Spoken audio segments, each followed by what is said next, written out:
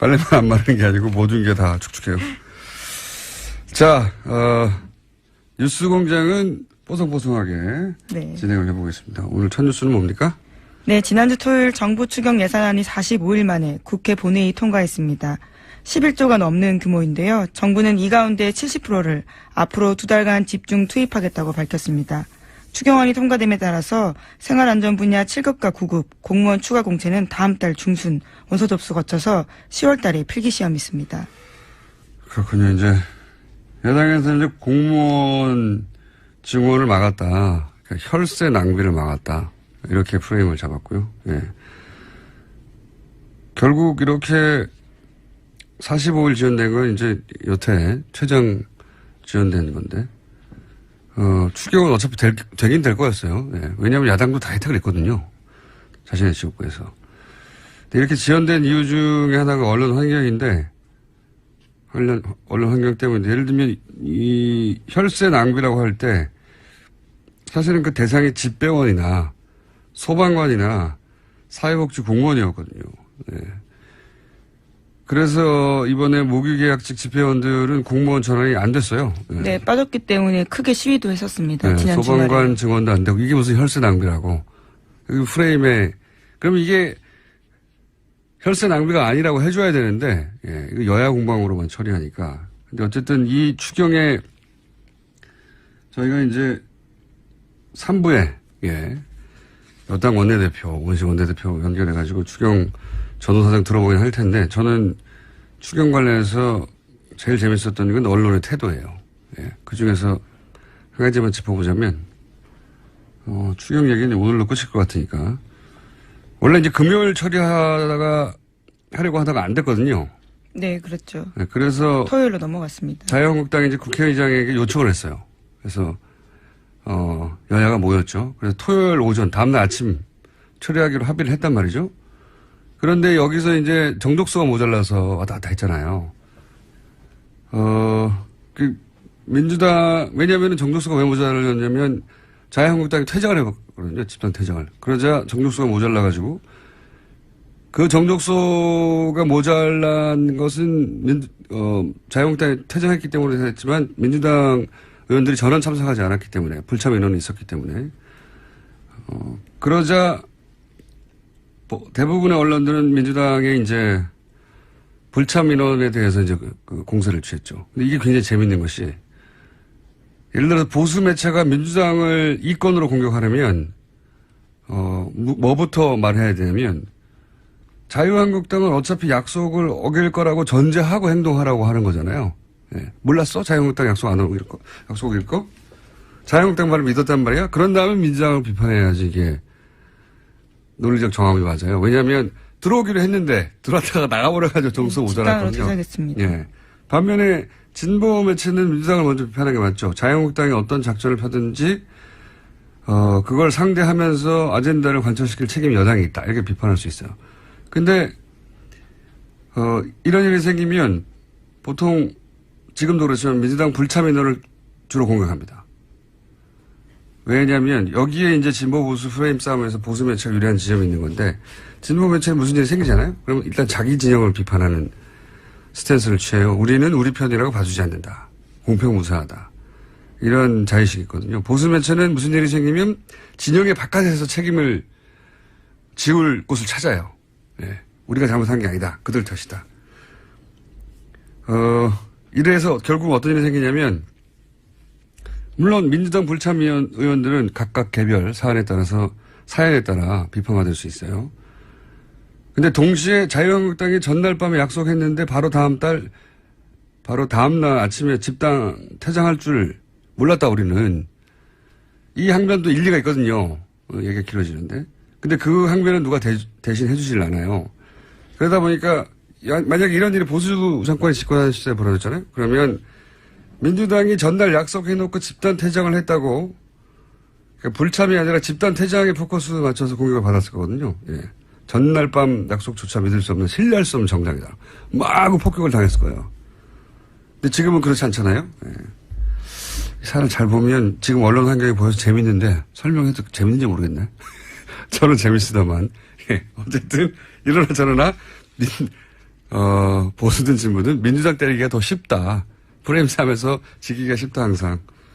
그런 사례라고 봅니다. 이거 추경과 관련된 여러 가지. 뭐 물론 공방들이. 더불어민주당 내에서도 기강에 대한 이야기들이 나오긴 했었습니다. 당연하죠. 네. 그런 만큼 자유한국당이 집단퇴장한 것에 대해서도 비판을 해야 되는데 일리 있거든요. 약속을 안 지킨 거니까. 여야 합의해서 다 들어오기로 했으니 정족수 문제는 없다고 생각했던 사람들이 있는 거죠. 안일하게. 예. 그렇게 비판을 받지는 않는다는 거죠. 보통은 불참한 민주당만 때리는데 그건 진보 보수도 상관없이 그렇다. 항상. 정반대로 보수 정권 집권할 시기였으면 그렇게 공격당하지 않았다. 아니, 정반대로 야당이 공격받았을 것이다. 이런 얘기입니다. 자, 다음 뉴스는요. 네, 이재용 삼성전자 부회장 재판 소식 전해드리겠습니다. 지난주 특검팀이 금요일 재판에서 청와대 캐비넷에서 나온 문건 중 일부를 증거로 제출했습니다. 청와대가 삼성 계열사 합병과 경영권 승계 등을 챙긴 정황이 담긴 문건 16건입니다. 특검 쪽에서는 해당 문건을 작성한 청와대 행정관 등을 확인해서 최근 검찰이 조사를 했다라고 밝혔습니다. 또 이재용 부회장 쪽에서 증거 채택에 동의하지 않으면 행정관들을 재판의 증인으로 부를 수도 있다고 말했습니다. 그러니까요. 청와대가 특정 기업의 경영권 승계 가족일이잖아요. 아버지가 아들한테 제가 옛날부터 얘기하지만 삼성의 편법 증여는 딴 거 없어요. 세금 아끼려고 아버지가 아들한테 회사 물려주고 싶은데 세금 아끼려다가 벌어진 일이거든요. 이거를 청와대가 왜 걱정해 줍니까? 네, 경영권 승계를 위해 삼성이 뭘 원하는지 파악해야 한다. 이런 내용이 쓰여있다고 네. 전해드린 바 있습니다. 그리고 뭐 정부 역할이 있다고 그 과정에서 정부가 챙길 걸 챙겨야 된다. 뭐 네, 이런 식의. 기회로 활용해야 된다라는 거죠. 네, 정부가 기회로 활용할 게 뭐 있어요? 설사 삼성 경영권 승계를 국가 경제를 위해서 했다고 칩시다. 그렇다고 정부가 기회로 활용할 건 뭐 있습니까? 뭘 챙기자는 거예요? 발상 자체가 말이 안 되는 건데 하여튼 이런 문서가 만들어졌다는 거고. 근데 이제 이 문건을 작성한 사람이 하필 검사였다는 거 아닙니까? 네, 그렇습니다. 지금은 검찰로 복귀한 이모 검사인데요. 당시에 민정수석실 행정관이었습니다.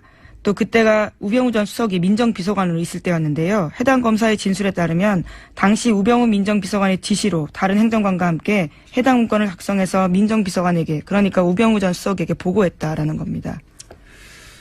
승계 삼성과 관련한 사안에서 우병우 전 민정수석 이름이 구체적으로 특정돼서 보고 라인이 있었다는 건 이제 처음 확인되는 거죠. 네, 그렇죠. 그렇기 때문에 재수사 가능성도 높아지고 있습니다. 하필이면 현직 검사여서 다행이네요. 자, 다음 뉴스는요. 네, 또 계속해서 재판 소식 전해드리면요. 지난주 금요일에는 또 박상진 전 삼성전자 사장 운전기사의 문자 메시지가 공개됐습니다. 박상진 전 사장의 운전기사가 김문수 전 대한승마협회 총무이사에게 보낸 건데요. 이 문자에는 이렇게 쓰여 있습니다. 박근혜 대통령이 이재용 부회장 개인 면담을 2번이나 하고 승마협회 상무 이름 직접 거론하면서 다른 사람으로 바꾸라고 한 것 같다라는 건데요. 그러니까 박근혜 전 대통령이 삼성 인사에 구체적으로 개입했다라는 내용이 쓰여 있다라는 겁니다. 이게 보통 제보자가 말이죠. 운전기사가 많아요. 정말 많은 걸 곁에서 알고 있기 때문에요. 그러니까 이제 보통 차 안에서는 자유롭게 통화를 하는 데다가 누군가를 만나고 와서 운전기사가 물어보지 않아도 보통 말하는 경우도 많고요. 제가 받았던 제보 중에서도 운전기사 제보가 많습니다. 많은데 이건 제보가 아니라 이제 수사 과정에서 운전기사를 통해서 그래서 검찰에서 이런 재벌이나 고위급 공무원들 운전기사가 있거든요. 수사할 때 운전기사 수사를 많이 해요. 정치인들도 그렇고. 근데 이 운전기사의 얘기에 의하면 대통령이 하고 많은 체육협회 중에 규모면에서 아주 비교할 수 없이 작은 다른 협회에 비하여 승마협회의 특정 인사를 우리나라 1등 재벌 오너하고 의논해서 그 사람 바꾸라고 했다는 거잖아요. 그렇죠. 네. 이름까지 구체적으로 콕 찍어서요. 2사람을 바꾸라고 한 겁니다. 그 2사람을 박근혜 전 대통령이 알았을 리가 있나요? 예, 승마와 관련된 인사들을. 최순실 씨의 요구라고 봐야죠. 네, 실제로 2015년 7월 달에 2사람 만남이 있었는데요. 바로 전날 안종범 전 수석 수첩에도 2사람 이름 쓰여 있습니다. 그러니까요. 예. 그 사람이 승마협회에 가야 승마협회가 원하는 대로 돌아간다는 걸 어떻게 알겠어요? 승마를 한 사람이 아닌데, 박근혜 전 대통령이. 이건 최순실 씨의, 청탁, 오더라고 봐야 되겠죠? 예, 저희 취재한 바에 따라서도요, 박원호 전 승마협회 전무라고 네. 최순실 씨 측근이 있거든요. 핵심입니다. 그 사람이 쓴 문건에 있는 내용과 똑같이 그대로 안종범 전 수석 수첩에 쓰여 있습니다. 그러니까 순서가 최순실, 박원호, 박근혜, 안종범 이렇게 내려오는 거죠. 그렇군요.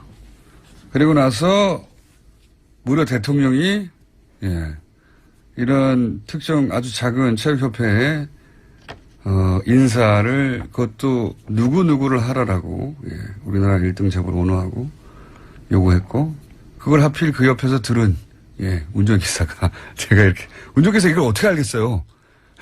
이게 당사자에게 문자를 보내준 겁니다. 이제 인사 교체가 있을 거라고요. 그러니까 전해들은 전화 통화를 하면 알겠죠, 차 안에서. 예. 운전기사가 이걸 어떻게 알았겠어요? 대통령과 이재용 부회장이 두 번을 만나가지고 승마협회 상무 이름 이렇게 말하면서 다른 사람 바꾸라 한 거를 운전기사가 어떻게 알았겠냐고. 그런 일이 실제로 있었으니까 말했겠죠. 웃기지 않습니까, 이거? 최순실 씨가 이렇게 할 수 있는 사람이었어요. 근데 그거를 박근혜 전 대통령 거들어 했고. 자, 다음 뉴스는요? 네, 박영선 더불어민주당 의원이 어제 이부진 호텔신라 사장 쪽이 이혼 소송을 위해서 법원에 낸 준비 서면을 공개했습니다. 이 사장이 이무재 전 삼성전기 고문과의 이혼 소송 과정에서 재산 분할을 피하려고 편법 상속을 시인했다고 주장한 건데요. 이 사장은 준비 서면에서 수입이 거의 없던 시점에 이건희 회장으로부터 다에게 돈을 증여받아서 삼성물산 주식 및 삼성 SDS 주식을 취득하도록 하였고 회사에서 실무적인 부분을 관리했다라고 밝혔습니다. 또 편법 상속 이야기가 나왔대요. 이게 20년 전 얘기인데 이부진 이게 간략하게 요약하면 이런 거잖아요. 이재용 부회장 케이스와 이게 똑같은 거거든요. 이재용 부회장 케이스라는 게 결국은 사실은 이재용 부회장이 지금 구속되어 있는 출발 지점도 원초적 출발 지점 따지고 보면 편법 증여예요. 산속세를 안 내려고. 네, 에버랜드와 관련된 있는 부분이죠. 무슨 대단한 기업가 정신이나 경영 철학 이런 게 아니고 그런 거 무관합니다. 그냥 돈을 아끼려다 이렇게 된 거예요. 상속세를 안 내려고 하다가 어제 청와대 발 뉴스로는 오뚜기. 네, 그렇죠. 대기업과 함께 오뚜기를 불렀는데 오뚜기가 왜 이런 대접을 받냐면 상속을 받을 때 상속액의 절반을 증여세로 냈거든요. 조 단위로. 삼성도 조 단위로 내야 하는 거죠. 이 정상이거든요. 그냥. 근데 그런 곳이 워낙 없으니까 오뚜기가 그런 대접을 받고 일종의 메시지죠. 네, 오는 27일, 28일에 만납니다. 나눠서. 재벌들하고 그 재계 순위에서 한참 떨어진 중견기업 중에서 유일합니다. 한참 떨어진 오뚜기하고 같이 부르는 거죠. 그러니까 지금 이 시대에 어떤 가치가 올바른 건가 상징적으로 보여주자는 건데요. 여하간 삼성이 이렇게 꼬인 게 된 거는 세금 안 내려고 그런 거예요. 별거 없어요. 세금 안 내려고. 근데 이번에 이제 이부진 씨가 이혼하려고 하는데 그 돈을 자기가 다 벌었다고 하면 남편한테 줘야 되지 않습니까? 전 남편에게 일부를 부부가 같이 번 거니까. 그렇죠. 그래서 이제 뭘 인정할 수밖에 없었냐면 그 돈은 자신이 번 게 아니다. 그렇죠. 아버지로부터 받았다라는 아버지로부터 받았다. 그런 과정에서 이런 내용이 나온 거죠. 이건 내 노력으로 번 게 아니에요. 아버지가 준 거예요.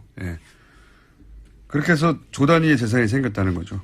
물론 이게 곧장 편법 상여를 입증하지는 않습니다만은 그런 정황 중에 하나인 것. 본인이 이제 자기 입으로 이건 내 돈으로 번 게 아니다라고 했으니까요. 그전에는 이재용 부회장이나 또는 자녀들이,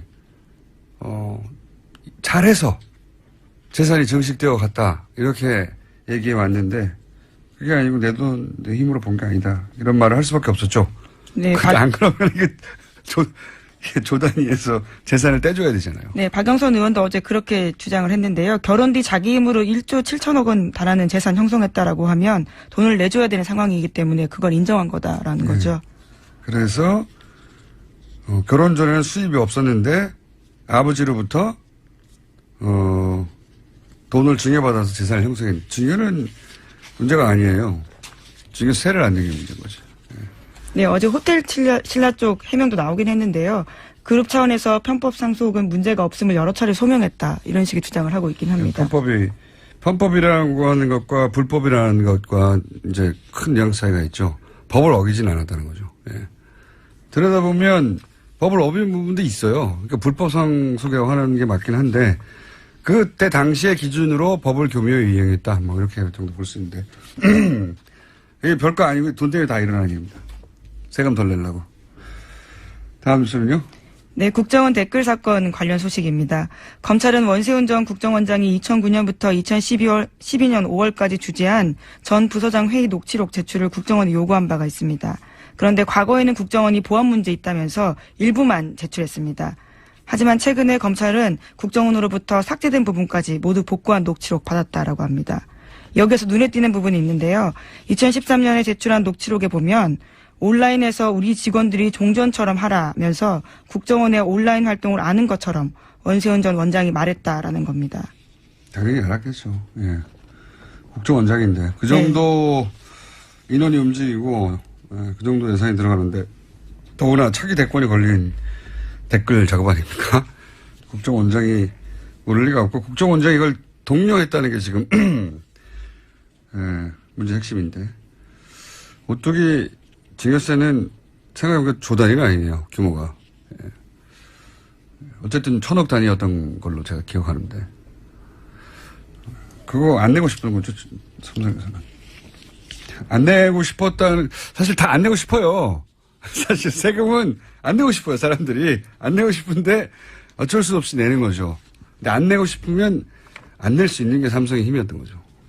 네, 증여를 안 받으면 됩니다. 증여를 안 받으면 어떻게 안 받습니까? 그럼 세금도 내야죠. 불로소득인데. 그러니까 아버지가 물려주고 싶은데. 아버지가 물려주고 싶은데 세금을 내고 싶지 않다. 이거예요. 자꾸 말하지만. 그걸 뭘 대단한 것처럼 이렇게 국가 경제를 들먹이는지. 다음 순요. 네, 국정원 댓글 사건까지 했었고요. 네. 지금 이제 방산비리 소식도 전해드리겠습니다. 박근혜 정부가 청와대 수석과 장관을 통해서 하성룡 전 한국항공우주산업 사장에 선입하려 했다라는 의혹이 나왔다라는 경향신문 보도입니다. 카이 대주주였던 옛 한국정책금융공사 고위관계자 발언을 경향신문이 보도했는데요. 2013년 3월 초 당시 산업통상자원부 1차관으로 장관 후보자였던 현 자유한국당 윤상직 의원이 있는데 그 사람이 자신에게 갑자기 전화가 와서 카이 사장 바꿔야 한다면서 하성룡 전 사장을 콕 집어 얘기했다라는 겁니다. 뿐만 아니라 2013년 4월 말에는 조원동 경제전 수석이 정부 뜻이라면서 하성룡 전 사장을 카이 사장에 선임해달라고 했다고 합니다. 이 뉴스에서 재밌는 거는 초반에는 조원동 경제수석이 몰랐다는 거죠, 이 사실을. 네, 그 관련해서 물어보니까 윤상직 의원 전화를 받고 물어봤을 때 이렇게 이야기했다고 합니다. 윤 의원이 오버하네, 내가 알아볼게요. 이렇게 이야기를 했는데 그 이후에 상황을 알아본 다음에는 정부의 뜻이다라고 이야기했다는 겁니다. 경제수석도 모르는 정부의 뜻이 누구겠습니까? 네, 경제수석 위에 대통령인데 대통령의 뜻인 거죠. 네. 그거를 대통령 뜻이라고 할 수 없으니까 정부의 뜻이다라고. 경제수석도 모르는 인선이었던 거죠, 이게. 인선이었던 건데, 박근혜 전 대통령과 서강대 동기동창이라는 이유만으로 임명됐는가. 그 방위사업청장, 예. 아, 그건 방위사업청장이죠. 예, 예. 참. 방위사업청장과 이 카이 사장님과의 관계가 또 있는 거죠. 예, 예. 왜 이분이 발탁됐을까? 무슨 거액의 정치자금 얘기도 하는데, 그거 참 궁금합니다. 예. 최초에 이분을 선임하고, 그리고 그게 비리가 있는데도 불구하고 계속 밀어준 이유. 그게 이제, 언론 보도로는 연임노비라고만 표현하는데, 예, 예. 자신이 연임하려고 이 돈을 다 써버렸으면 연임할 이유가 뭐가 있습니까? 연임노비에 이 돈을 다 써버렸으면은 자기가 연임할 이유가 없잖아요. 예, 그렇네요. 네. 연임노비 밖에 지금 생각이 안 나서 연임노비라고 하는 것 같은데 연임노비만 있었을 리가 있나요? 어쨌든 이 사안은 이제 계속 나오겠죠. 예.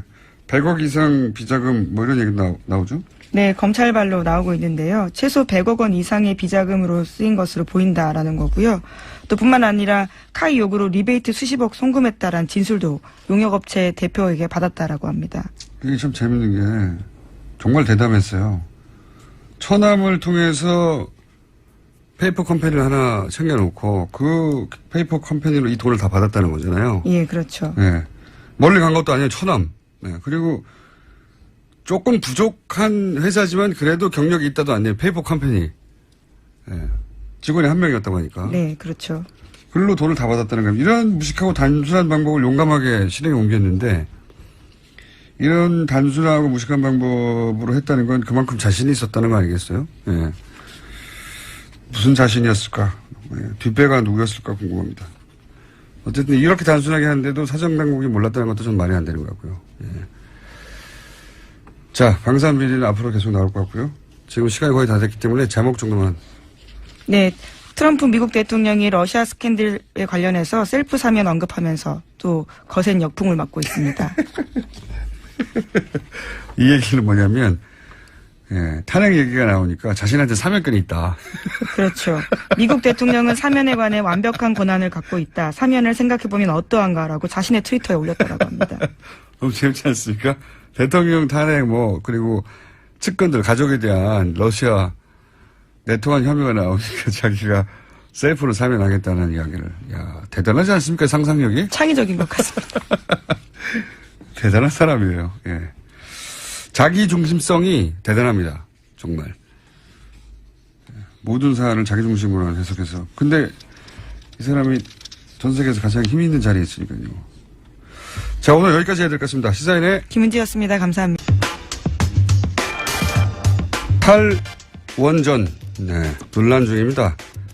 탈원전 반대 진영에서는 원전이 가장 싸고, 탈원전은 전기요금을 결국 높일 것이다. 이런 주장을 합니다. 그런데 최근 미국과 영국에서 태양광, 풍력 같은 재생에너지가 조만간 원전보다 훨씬 더 저렴해질 거라는 정부의 보고서가 나왔습니다. 미국과 영국 각 정보기관의 보고서가 나와 이 문제를 전문가와 함께 좀 오늘은 짚어보려고 합니다. 에너지기술평가위원장을 지낸 한양대 안남성 교수님 스튜디오에 직접 나가십니다. 안녕하십니까. 예, 감사합니다. 예. 굉장히 전문적인 영역이거든요, 이게. 예, 어려운 분야입니다. 저희가 이걸 과연 소화할 수 있을지. 자, 우선 이 보고서가 나왔다는 제가 기사를 보고, 이거, 우리가 여태껏 알고 있던 상식과는 다르다. 원전이 여러 가지 위험에도 불구하고 가장 저렴하다. 이게 이제 가장 강력한 논리 중에 하나였거든요. 예. 그런데, 그리고 이제 태양광, 예를 들어서 회사가 예. 태양광이 더 싸다. 이런 주장은 예전부터 해왔지만 미국과 영국 정부에서 태양광이 곧 더 원전보다 저렴해질 거라는 건 처음 듣는 얘기거든요. 그래서 제가 여쭤보려고 하는데 이게 미국, 영국 어떤 정부기관에서 이런 보고서가 나온 겁니까? 미국은 그 EIA라고 해갖고요. 예. 에너지 인스티튜트 오브 에이전시 이렇게 되어 있습니다. 그 미국에 매년 1년에 한 번 정도 정기적으로 그 모든 에너지 그 자원에 대해서 예. 그 얼마 정도가 앞으로 있고 가격은 어떻게 바뀔 거고 특히 이제 발전 단가 같은 거 전기를 생산할 때 어떻게 변할 건지 이제 미래 예를 들면 한 30년 후에는 어떠한 에너지 믹스를 가지고 갈 건지 이런 내용들 이렇게 전망하는 내용이 그 보고서고요. 매년 내는 거군요. 예. 네. 그다음에 이제 영국 같은 경우는 영국의 그 비즈니스 그다음에 이제 영국의 그 영어라서 잘 입에 안 나오시는군요. 그 영국 그 상무성이라고 이제 상무성이요? 얘기하는데요. 네. 거기서 이제 이렇게 나름대로 거기도 이제 지금 에너지 문제가 상당히 에너지 문제는 중요한 정책이니까. 중요한 정책입니다. 특히 이제 영국 같은 경우는 이제 해상 풍력 같은 게 많은데 거기 또 원자력도 같이 지금 열심히 추진을 하고 있는 국가입니다. 그래서 네. 이제 특히 이제 가격이 굉장히 중요하기 그렇죠. 때문에 그런 인포메이션을 투자가한테 제공하기 위한 목적으로 항상 이렇게 발행을 하고 있습니다. 그 미국과 영국에서 이제 매년 예. 앞으로 이제 에너지 정책을 어떻게 펼칠까 그 기준이 이제 기본적으로 첫 번째는 단가니까. 예. 근데 그 보고서에 따르면은 태양광 혹은 풍력을 합친 이런 재생에너지 쪽이 얼마 있다가 요즘 언제보다 싸진다는 겁니까? 아니 뭐 한 10년 이내 이게 10년 이내요? 이내로 이렇게 뭐 싸진다 이렇게 많은 거기 보고서 2025년 6년 이렇게 얘기 나오고 있습니다. 단가가 전체적으로 확 떨어지는 것은 지금도 태양광하고 풍력 쪽은 단가가 많이 떨어지고 있습니다. 현실적으로. 물론 뭐 원전 얘기를 단가 얘기로만 할 수는 없는데 맞습니다. 예. 그렇지만 하도 돈 얘기를 하니까요. 저쪽에서 더 싸다고. 그러면 7년이면 그렇게 먼 미래는 아니네요. 이제 그것은 이제 예를 들면 영국 같으면요. 영국이나 미국은 대량으로 풍력이나 태양광이 보급이 됩니다. 특히 부지 문제 같은 게 워낙 좋기 때문에요. 그렇죠. 근데 이제 저희 나라 경우는 조금 이제 우리가 고민해야 되는 이유가 부지 문제입니다. 태양광을 뭐 가격은 굉장히 저렴하지만은 그만큼 땅을 그만큼 써야 되니까. 땅을 써야 되는데 땅값이 또 굉장히 비싸고 또 그렇죠. 주민들이나 어민들 특히 해상풍력 같은 경우는 어민들이 굉장히 반대를 하고 있기 때문에 해상풍력을 반대하는 이유는 어장 때문에. 예, 어장이 이제 폐화된다. 그 해상풍력에 들어간 게 한 5메가 이제 7메가가 들어갑니다. 그럼 5메가 같으면요 날개 길이가 한 130m, 150m가 됩니다. 그게 돌아가면은 이제 그 전자파도 생긴다 그러고 있고요. 전자파도 그다음에 또 소리 같은 게 많이 나지 않습니까? 엄청난 소리가 130m나 됩니까? 날개 길이가? 날개 길이가. 그러니까 대단하네요. 뭐 지름으로 하면 한 200m가 넘는 거죠. 그죠? 축구장보다 훨씬 건 게 돌아가네요. 그런 게 돌아가니까 이제 고기들이 이제 많이 놀래서 도망간다 해서 굉장히 반대를 하고 있는 걸로 알고 있습니다. 반대 이유도 이해가 가고요. 그러면 전체적으로 이제 좀 구체적으로 따져보겠습니다. 태양광의 단가가 점점 떨어지고 급격히 떨어지고 있다는데 저는 사실 태양광 발전 이야기는 아주 어린 시절부터 들었지만 곧 상용화될 것이다. 곧 얘기만 들었지 아직도 안 되거든요. 그런데 최근에 태양광 발전 단가가 굉장히 떨어졌다고 들었는데 그 이유가 뭡니까? 제가 그 이유를 아주 재밌는 얘기를 좀 드리면서 설명을 드리겠습니다. 2000년도에 재밌다고 자신 있게 말씀하시면 안 되는데 미리. 2000년도에 아니 이제 우리가 2000년도에 우리가 서브 프라임 모기지 사건이 이제 미국 월가에서 있지 않습니까? 그래서 세계 경제가 휘청거리면서 굉장히 어려웠습니다. 네, 그렇죠. 근데 그때까지만 해도 사실 태양광 같은 게 정부 보조금으로 굉장히 운영이 이제 많이 됐었습니다. 그러니까 나중에 언젠가 되긴 될 테지만 지금 당장은 아니다. 뭐 이런 그 당시에요. 근데 보조금 운영되다 보니까 정부가 경제가 어려우니까 다 줄였습니다. 보조금을 안 주기 시작했죠. 그러니까 이제 유럽에 있는 특히 스페인이나 이탈리아 같은 이런 태양광을 대대적으로 하던 나라들이 다 취소를 했습니다. 보조금을 없어져가지고. 그런 이제 문제가 된 게 중국이 거의 한 70%, 80%를 이제 공급을 하던 나라인데 이미 공급을 하려고 생산을 해놓은 그런 태양광 물량들이 있었습니다. 그걸 이제 유럽의 태양광들을 중국에서 보급했어요. 사실 거의 뭐 판넬 같은 거를. 근데 너무 싸게 들어오니까 사실 이제 독일도 있었고 미국도 있었는데 다 그 부도가 났습니다. 중국 때문에. 중국 업체 때문에. 그래갖고 이제 중국이 공급을 하려고 했는데 그게 시장이 없어지니까 그렇죠. 중국은 그걸 덤핑을 해서 다 어떻게든지 처리를 해야 되지 않습니까? 그때 가격이 한번 폭락을 합니다. 폭락을 하는데 거기서 이제 우리가 역설적으로 원래 이 태양광 같은 이런 기술들은 그 보급이 많이면 될수록 보급이 2배가 되면 가격이 한 30%가 떨어진다고 합니다. 이게 가격이 떨어지면 보급이 더디고 보급이 더디면 가격이 더 떨어지는 그 선순환을 지금 가져온 대표적인 케이스가 이게 보급의 규모의 경제 이제 그걸 이룬 상태가 지금 태양광입니다. 그래서 그때 가격이 확 떨어졌을 때 우리나라를 뭐 많은 나라들이 다 도산을 했지만은 우리나라에 뭐 신성솔라나 한화나 이런 회사들은 참 어렵게 이제 그걸 지탱을 했고요. 중국이 근데 그 남는 물량을 어떻게 처리했습니까? 그러니까 가격을 뭐 반값으로 처리한다든지 하여튼 뭐 엄청 싸게 덤핑으로 다 처리를 하는 바람에 태양광 가격이 떨어지고 그 가격에서 계속 유지가 되어 오면서 계속해서 이제 보급이 많아질수록 가격이 떨어지는 그 논리에 따라서 지금 계속 떨어지고 있는 걸로 제가 이렇게 파악하고 있습니다. 거기에 물론 기술 개발도 많이 되고 있습니다. 기여를 했지만은 이상한 굉장히 효과네요. 서프라임 모기지. 죄송합니다. 그런 경제 위기가 와서 그거를 많이 쓰던 이제 서구에서 유럽권에서 물량이 줄었어요. 근데 그 판넬을 공급하던 중국 업체들이 팔 곳이 없으니까 가격을 확 덤핑을 치기 시작했습니다. 가격이 떨어지니까 또 쓰는 것이 많아지기 시작했어요. 거꾸로. 맞습니다. 정확하게. 그래서 가격이 떨어져 쓰는 것이 많아지고 쓰는 것이 많아지니까 또 가격이 더 떨어졌어요. 그러면서 그게 선순환을 가져와 가지고 지금 전체적으로 태양광 발전 있는 세계적으로도 지금 뭐 계속해서 태양광이 늘어나고 있지 않습니까? 보급이. 희한한 나무 있거네요. 그러면 제가 판단하는 생각입니다. 그 뭐. 네. 아니, 그럼 전문가시니까 지켜봤더니 제가 10여 년간 왜 태양광이 확 떨어졌나, 단가가. 그게 아마 큰 계기가 되지 않았나 이렇게 생각하고 있습니다. 그러면 중국에서도 이 태양광 발전이 늘어나고 있습니까?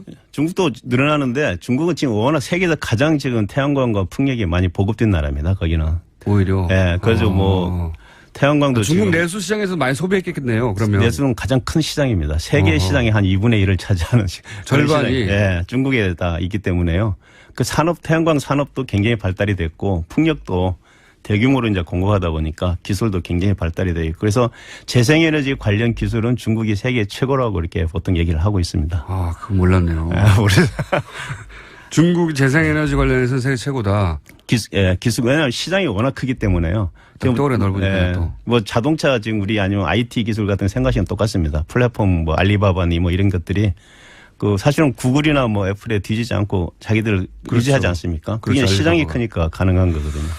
하하, 그래서 이미 전 세계 절반 규모고 기술력도 가장 앞서 있다. 그리고 왜 중국에서 뭐 미세먼지 환경 문제도 최근 크게 부각됐는데 그것 때문에도. 그것 때문에 이제 그것도 있고 특히 이제 우리 2년 전에 그 세계 기후변화 관련돼서 파리 기후 협약이 이제 체결되지 않았습니까? 그때 중국이 사실은 그동안은 안 들어가려고 하다가 적극적으로 들어갔습니다. 그러면서 그 영향에 자기들이 이런 재생에너지 투자도 많아지고 또 중국은 잘 아시지만 원자력에 대한 투자가 굉장히 앞으로 많이 뭐 100몇 개를 더 짓겠다 지금 할 정도로 그런 식으로 석탄을 줄이고 해결을 하려다 보니까 또 태양광하고 풍력을 가장 많이 했고요. 그 다음에 또 뭐 원자력도 이제 그 하지 않으면은 안 해결할 수 없다 이렇게 생각하고 있는 것 같습니다. 그렇군요. 그래서 의외로 중국이 지금 재생에너지 분야에서 전 세계 1위고 세계 절반 시장. 거의 그렇습니다. 예. 아하.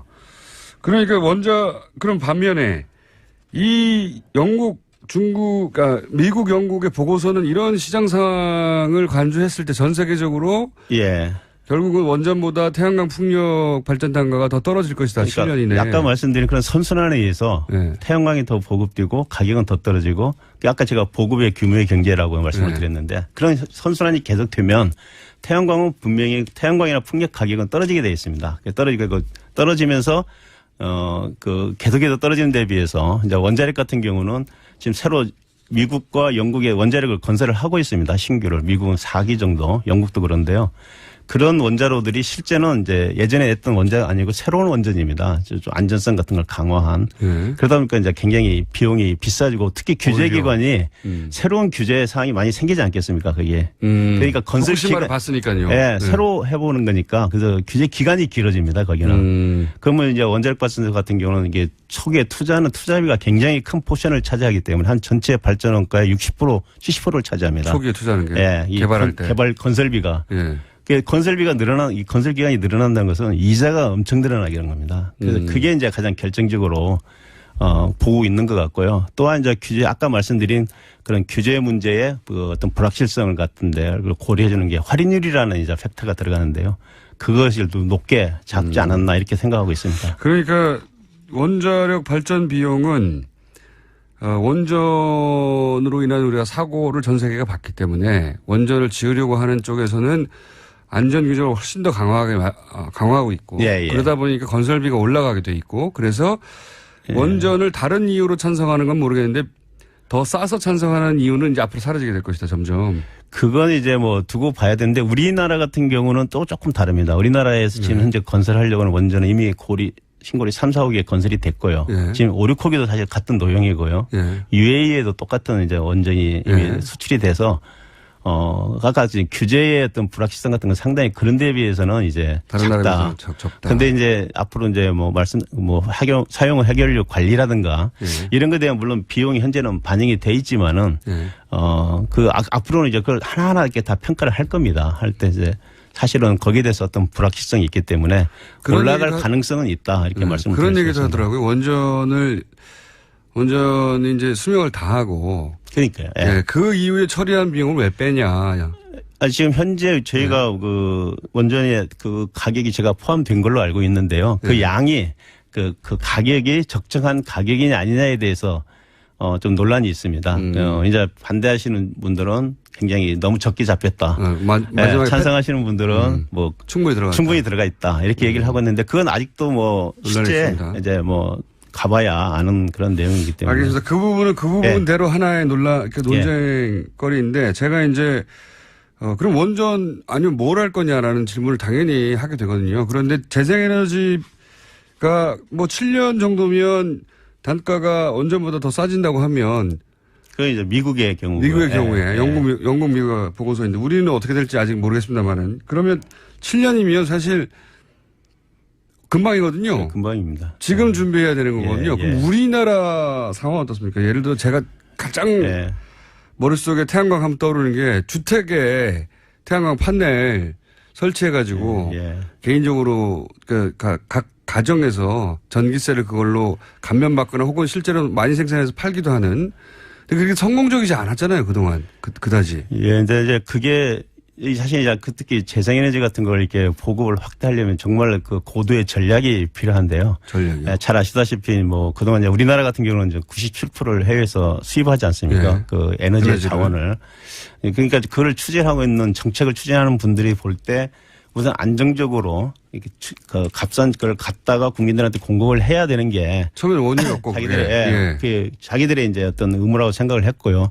또 태양이나 뭐 풍력 같은 경우는 양이 적지 않습니까? 우선 생산할 수 있는 양이 너무 이걸 적다. 조금 그 하는 것도 상당히 그 비용이 많이 들어가는 이제 그런 이제 것 때문에 사실 무시당하다시피 그래서 뭐 지금 뭐 태양광 같은 경우 1%도 안 되지 않습니까? 전체 그렇게 해왔는데 이제 중국은 얼마나 커버하고 있습니까? 이 재생에너지로? 재생에너지로 그렇게 많이 해도 뭐 그것도 한 3, 4%밖에 안 됩니다. 3, 4%요. 워낙 거기는 전체가 크기 때문에요. 그렇죠. 그런데 3, 4%를 했더니 전세의 절반이 됐다는 거죠? 그 정도 그런 우리는 1%도 안 되고 그러면 이제 저렴해지고 있습니다. 저렴해지고 있고 이 시장이 결국은 조만간이라는 게 7년인지 10년인지 모르겠습니다만 어쨌든 생각보다는 빠른 시간 내에 굉장히 경제성도 아주 좋아질 거라고 기술적인 관점에서는 그렇게 예상되는데 우리가 이거를 그러면 적용할 수 있는 가능성은 어떻습니까? 전문가 보시기에. 그래서 아마 이번 그 문재인 정부에서 우리가 2030년까지 신재생을 20%를 하겠다 이렇게 이제 사실 20%? 공약을 내세우고 지금 추진을 아마 제가 하는 걸로 알고 있습니다. 그 이유가 이제 아까 같이 그 태양광이나 풍력의 가격이 이렇게 급속도로 떨어지는 걸 이제 인지를 하신 것 같고요. 그럼 지금부터 준비해야 되지 않습니까? 지금 준비를 이제 시작하겠죠. 이제 정부가 시작이 됐으니까. 그게 가격이 떨어지면서 뭐 예를 들면 이제 문제는 아까 말씀드린 그런 부지 문제. 그걸 어떻게 해결할 거냐가 이제 앞으로 산업부나 환경부나 이런 정부 기관들이 새만금처럼 크게 간척해서는 안 됩니까 그거? 새만금에 해도 좋다고 하는 분들도 있습니다. 근데 그게 이제 사실은 이 전력 산업, 에너지 산업을 담당하는 데는 산업부입니다. 새만금을 담당하는 데는 농촌진흥체인가 뭐 그렇습니다. 농림부. 부서가 다르기 때문에 여기는 또 여기가 이제 뭐. 그래서 정부 의지가 중요하다고 말씀하셨죠. 근데 정부가 통합을 해야 되고요. 전체적으로. 그걸 아마 이제 청와대나 이런 데서 통합을 해서 한 컨트롤 타워가 있어야 되지 않나. 그렇게 하지 않고는 물론 뭐 가격은 떨어지지만 그 부지 문제를 해결하기 위해서는 특히 규제가 가장 큰 거기 때문에요. 그건 한 부처 힘만 갖고는 안 되는 것 같습니다. 정부 그래서 의지가 중요하다. 정부가 강력하게 그런 의지를 내세우고 그 목표를 향해서 가는 게 맞지 않나 이렇게 생각합니다. 이전 정부는 어땠습니까? 최근 이명박 박근혜 정부. 이명박 정부 때는 사실 잘 아시다시피 녹색 성장이라 해갖고. 녹색이에요. 그때 처음으로 이제 사실은 뭐 태양광, 풍력 뭐 이런 것들이 이제 사실 그 전까지도 거의 뭐 잊혀졌던 건데 그래도 이제 수면 위로 올라왔는데 그 당시만 해도 가격이 굉장히 비쌌습니다. 태양광도 비쌌고 가격이. 그 잘 아시겠지만 뭐 2000년대 중반만 해도 지금 태양광 같은 게 우리가 그 발전 차액 지원금이라 했고 정부가 다 보상해 주는 제도가 있습니다. 맞습니다. 태양광이 한 700원 정도 이제 시작을 했던 건데 지금 그게 한 100, 200원대로 이제 떨어져도 된다고 얘기를 하거든요. 워낙 비쌌기 때문에 그리고 소량이고 그때는 또 이제 원자력이 또 하나 들어가 있지 않습니까? 녹색 기술에. 녹색을 원자력으로 한 건 정말 웃겼어요. CO2를 발생하지 않는다는 이제 그런 이제 명목으로 이제 시작이 됐던 거고요. 하여튼 그래서 폐기물이 나오지 않습니까? 어쨌든. 그래서 태양광하고 거기에 대한 그 하여튼 굉장히 나름대로는 노력을 했는데 기술 개발에도 투자 굉장히 많이 했습니다. 사실 이제 저희 에너지 기술 평가원도 그때 그걸 이제 연구를 한 걸 지원하라고 만들어진 그런 예. 기관이었습니다. 그런데 근데 이제 문제는 아까 시장 문제, 뭐 규제 문제 이런 것들을 해결을 못한 거 아닌가. 그러니까 그 굉장히 정부 의지가 강해서 전체적으로 통과라는 컨트롤 타워가 있어서 그 문제를 해결해 가야 되는데 그때는 있었습니다. 그때는 있었다. 예, 그 기후변화 수석이라 청와대 안에 네. 있었는데도 그 뭐 녹색 성장위원회 그런 것도 있었고요. 그래가지고 근데 이게 부서간에 이게 제 생각은 그렇습니다. 부서간에 그게 잘 안 됐고 또 가격이 굉장히 비싸다 보니까 알겠습니다. 보조금이 많이 나가게 박근혜 정부 되고. 때는요? 박근혜 정부 때는 이제 크게 뭐 그 분야에 대해서는 관심이 없어요. 예, 관심이 없다는 것보다는 일단은 뭐 잘 아시겠지만 녹색이란 말을 거의 사용하지 않을 정도로 좀 우리나라 좀 그렇지 않습니까? 정권이 이렇게 바뀌고 하면은 전 정권이 사용하던 그런 걸 사용하지 않는. 단어는 아니더라도 이 재생에너지에 대한 관심이나 투자는 어땠습니까?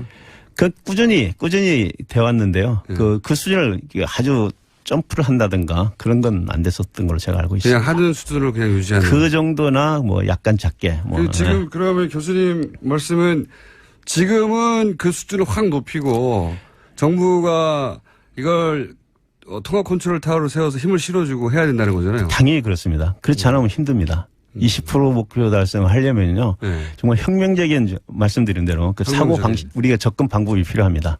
지금처럼 뭐 보조금 좀 더 주고 이런 식으로 접근해갖고는 절대 달성 못 하고요. 그거는 거의 실험적인 수준이지. 그렇잖아요. 그러니까 어떤 가정은 태양열 판넬로 자기 집 전기를 해결한 데 수준이지 그게 뭐 정부 시책 수준에서 벌어지는 게 아니거든요. 예. 그래서 요즘 이제 많이 이제 얘기되고 있는 게 부지 문제 해결하는 하나의 방안으로 예. 예를 들면 우리 호남평야 같은 게 굉장히 높지 않습니까? 호남평야. 예. 농사 지어야죠. 농사 짓고 쌀을 생산하는데 농민들한테 이제 소득이 굉장히 많이 안 가니까 예. 그 중에 일부를 뭐 이제 태양광을 전기를 만들어내는 평야로 만들자. 그런 논의도 있습니다. 그런 이제 뭐 얘기도 좀 많이 나오고 있고요. 왜냐면 이제 태양광을 하게 되면 그 예. 돈이 바로바로 농민들한테 가게 되니까. 쌀 대신 태양을. 예, 쌀 대신 태양을 생산하면 어떠냐 이런 얘기도 지금 나오고 있고요. 많은 아이들이 지금 나오고 있습니다. 그래서 지금 그것도 일부는 아마 농촌 그 태양광 사업화 하는 게 이제 시범 프로젝트로 아마 제 에너지관리공단이 시행을 하고 있는 걸로 알고 있고요. 그럼 여러 가지 지금 아이디어들이 많이 나오고 있는데, 제 생각은 그걸 이제 산업부나 뭐 산업부 장관께서 아마 제 생각은 주관을 하지 않을까 싶은데, 그래서 통합을 해서 정말 어떤 그 노력을 하지 않으면은요, 20% 달성은 정말 어렵다 하는 걸 제가 말씀을 드리겠습니다. 기술의 문제가 아니라 기술은 이미 많이 올라왔는데. 기술은 이제 거의 뭐, 예. 많이 올라왔는데. 예, 올라왔는데. 정부가 정말 이 재생에너지가 이런 원전이나 혹은 뭐 화력발전 이런 걸 대체할 미래 에너지 산업이라고 생각하고 지금 집중적으로 관리하고 투자하고 기반을 만들지 않으면 안 되는데 그런 예. 의지가 있느냐? 당연히 그건 정부의 의지가 가장 중요하다고 생각합니다, 저는. 정부가 그런 의지를 보이려면 사실은 사람들이 이해를 해야 되거든요. 예. 이 사안을. 예. 태양광이라고 하면 아직도 그거는 기술 개발 중이고 그냥 실험적인 거지. 그건 개인 단위의 주택 태양광 지붕에 설치하는 이 정도지. 그게 정말로 그걸 이제 미래를 우리가 조금만 보면 한 10년만 지나면은요. 요즘 우리 전기자동차 얘기 많이 하지 않습니까? 저장장치 얘기 많이 하고요. 일반 집에서 지붕에서 태양광으로 전력을 생산해서요. 배터리에 저장을 해놓고 내가 사용하고 남는 전기는 또 전기자동차가 와서 충전을 해서 사용하는 이런 시대가 온다고 이제. 멀지 않았다. 그 미국 DOE에서 최근에 나온 보고서를 보면요. 레스된 게 10년 이내 그것도 얘기를 하고 있습니다. 전기자동차까지 연결해 생각해보면 그러면. 호주 이제 보면 지금 그렇게 하고 있고요. 이미. 굉장히 큰 변화가, 하는데 그 핵심은 뭐냐? 저는 태양광 발전이라고 생각합니다. 알겠습니다. 안남성 교수님이었습니다. 감사합니다. 예, 감사합니다. 근데 막판까지 말들이 많았습니다. 이제 그 과정에서, 민주당 불참 의원도 나왔고, 또 자유한국당 집단 탈당도 있었는데, 이 전후 사정을 좀 설명해 주십시오. 어떤 일이 있었는지. 좀, 이야기가 긴데, 예. 이게 이제 추경이 국회로 넘어와서 뭐 굉장히 많은 시간이 걸렸지 않습니까? 예. 그 과정에 자유한국당하고 야3당이 공조를 해서 추경의 원천 봉쇄를 하고 있었습니다. 예. 이제 그런 과정에 차츰 바른정당과 국민의당이 조금씩 그 요구하는 걸 저희가 수렴해 가면서 그 입장이 조금씩 변해가고 있었고요. 그렇지만 자유한국당은 이제 계속 발목을 잡고 있었던 상태고 그 예결위에서 논의를 진행하지 못하게 하는 정도의 상황이었습니다. 그러다가 지난 목요일 날, 지난 목요일 오후에 국민의당의 요구, 즉 80억을 본 추경 예산에서 없애고 그 목적 예비비 500억에서 쓰는 것으로 합의를 하고 숫자도 정하고 이렇게 하면서 급물살을 타기 시작을 해서 그 다음 금요일 날 바른정당에서 동의를 하면서 이게 이제 3당 공조가 이루어지게 된 것이죠. 예. 그래서 논의를 급물살을 타게 됐는데 그럼에도 불구하고 예결위에서 계속 자유한국당이 문제 제기를 하고 진전이 제대로 안 돼서 그날 밤에 저희들이 3당이 같이 그러면 의원들을 다 모아서 그 예결위에서도 좀 신속하게 밀고 나가고 그리고 그날 밤에 이것을 처리하자 이렇게 해서 의결 정족수가 되는 숫자를 모았습니다. 예. 한 밤 10시, 9시 반부터 이렇게 모았는데 그렇게 되니까 이제 그 모으는 과정에 자유한국당이 깜짝 놀란 거죠. 이게 그 야3당 공조였는데 자유한국당을 제외한 그 민주당과의 3당 공조가 이루어지니까 깜짝 놀라서 그 계속 이제 저에게 그 자기들도 참여해서 이거 할 기회를 달라.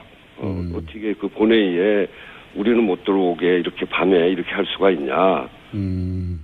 그런 이제 과정이 있었습니다. 이제 그러니까 본회의에 자유한국당을 제외하고 처리될 것 같으니까 본회의에 참석하게 해달라고 금요일 밤에 요구가 있었던 겁니까? 네. 그래서 그것을 국회의장한테 제안을 해서 밤 11시에 국회의장 주재의 4당 회의가 있었습니다. 4당 대표회의가. 예. 거기서 정우택 대표가 그런 얘기를 또 했고요. 그리고 국회의장께서 중재를 해서 그러면 자유한국당도 들어와서 참여하겠다고 하니 네. 오늘 중으로 예결위는 다 끝내고 내일 아침 9시 반에 다시 본회의를 소집을 해서 이걸 처리하도록 하자. 이렇게 이제 약속이 된 겁니다. 보통은 어떤 의안을 논의할 때 반대를 하면 반대 토론하고 나가는 경우는 종종 있습니다만 이렇게 시간을 정함에 있어서 쭉 갈등 사안이 있었던 것이고 그리고 3당이 모여서 그런 정도 진행된 상태에서 국회의장이 중재해서 자유한국당의 제안을 받은 것인데 그것을 반대 토론까지 하고 그것도 아주 길게 반대 토론을 하고 그리고 다 퇴장할 것을 저희들이 생각을 못했습니다. 그런 얘기를 하지 못했고요. 공당으로서 그런 정도 약속을 했으면 그런 약속은 지켜질 것이다 이렇게 판단을 했었는데 그냥 나가무로 해가지고 문제가 생긴 것이죠. 그 과정에 밤에 정족수를 채워서 모였던 의원들 중에 자유한국당이 이제 들어온다고 하니까 네. 뭐 정족수에는 문제가 없겠다 이렇게 생각하고 다른 일을 본 분들도 있고요. 그 자리에 합의를 같이 했던 김동철 국민의당 원내대표도 회의를 시작할 때까지만 있고 그리고 이제 본인 일정 보러 갈 정도였으니까요. 그러니까 정족수가 부족할 것은 그 전날의 합의에 비추어서는 전혀 상상하지 못했던 상황이었다. 한마디로. 네, 그렇습니다.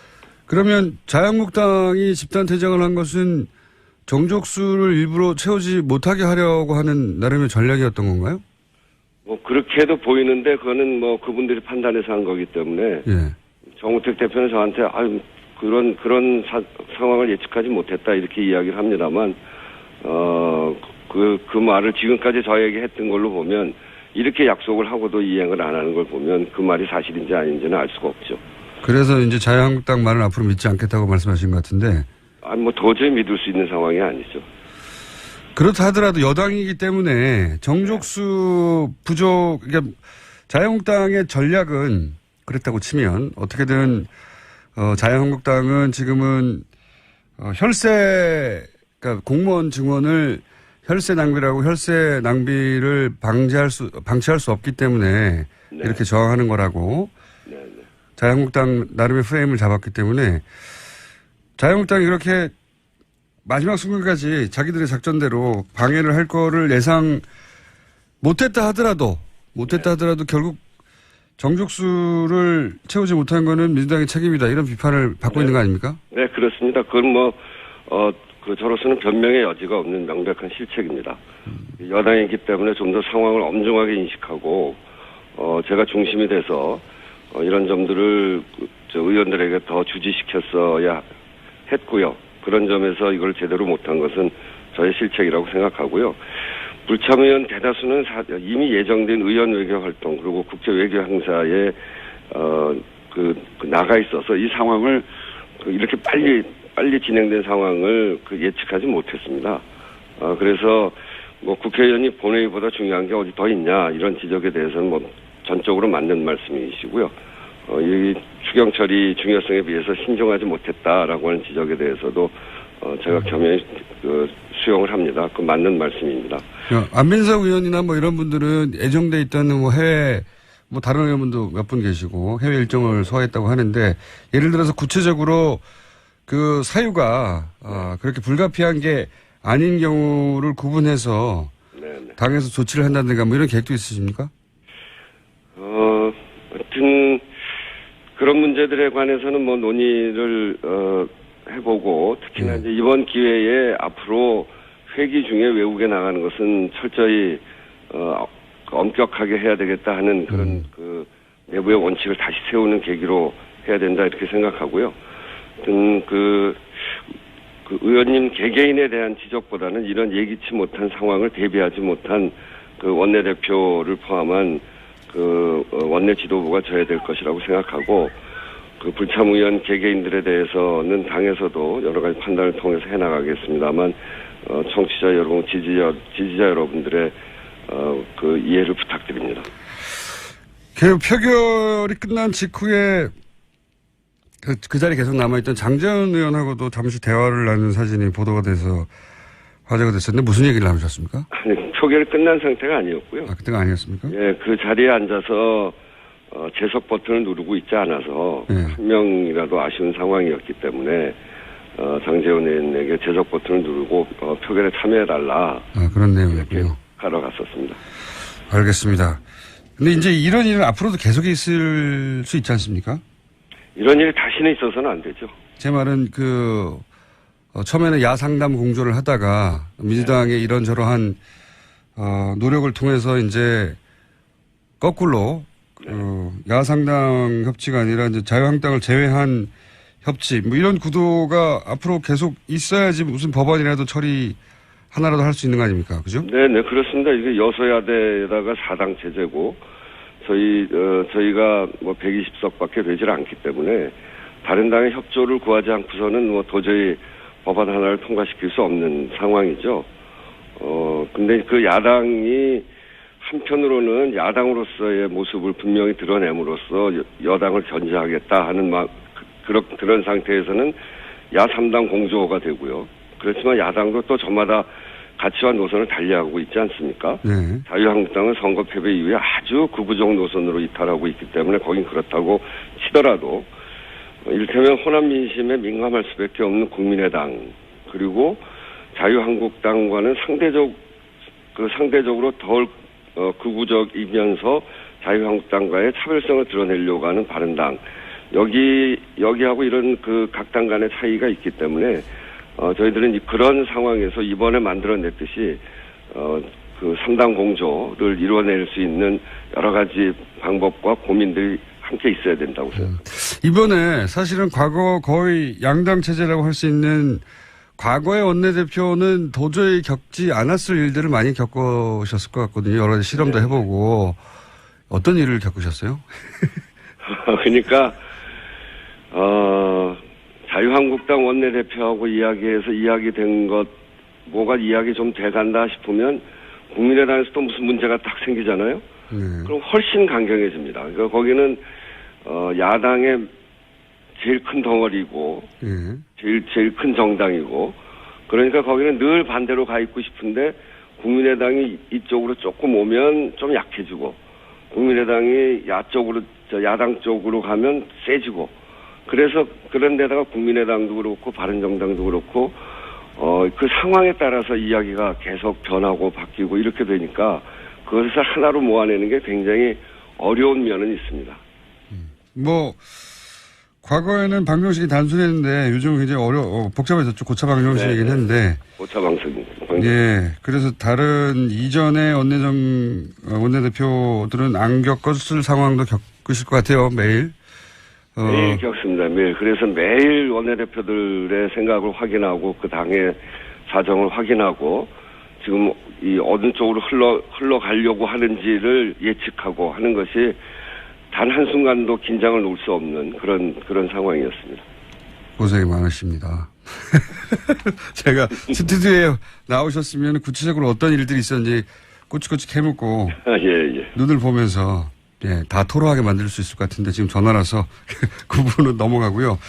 근데 추경안 처리 과정에서 지금 아쉬운 부분은 없으십니까? 예를 들어서 공무원 혈세를 낭비하는 공무원 증원을 막았다고 하는데 실제 내용상으로는 그렇지 않다. 국민들에게 알려주실 부분은 없습니까? 뭐 집배원 문제라든지. 그 집배원의 경우는 그 추경에서 집배원 부분은 신규 채용이 아닌 현재 무기계약직에서 정규직으로 100명을 전환하는 거거든요. 예. 이게 이제 추경 안에 그 예산으로 특정되어 있지는 않습니다. 그래서 그런 의지를 밝혔기 때문에 이 부분에 대해서는 저희가 이 추경 논의하는 과정에 여당에서 추경안 부대 조건에 정부는 우선 집배원과 소방공무원의 근로 실태를 조사하고 증원과 처우 개선을 위해서 노력한다라고 명시를 해서 이를 근거로 정부가 언제든지 무기계약직 100명을 정규직으로 전환할 수 있도록 그렇게는 만들어 놨고요.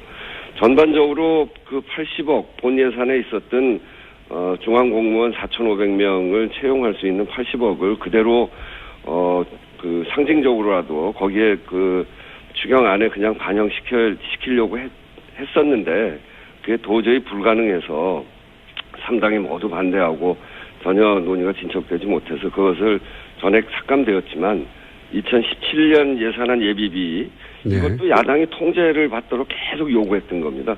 사전 승인을 받으라고. 근데 그거는 그렇게 하지 않게 함으로 해서 정부의 일자리 증원 원칙은 지켰고요.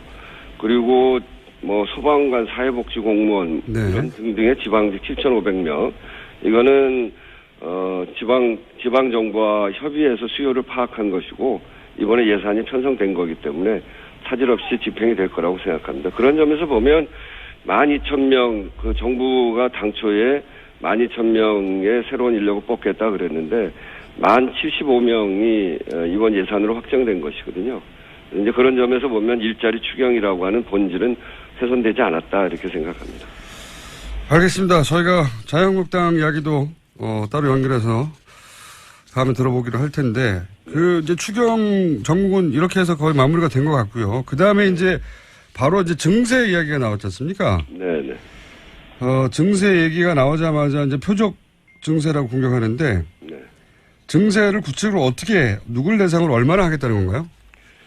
지금 저희들이 우선 생각하고 있는 것은 이 초고소득자 5억 이상의 초고소득자 그다음에 재벌 대기업의 과표상 이윤이 2천억이 넘는 이런 아주 초고소득의 그 기업과 개인에 대해서 여기에서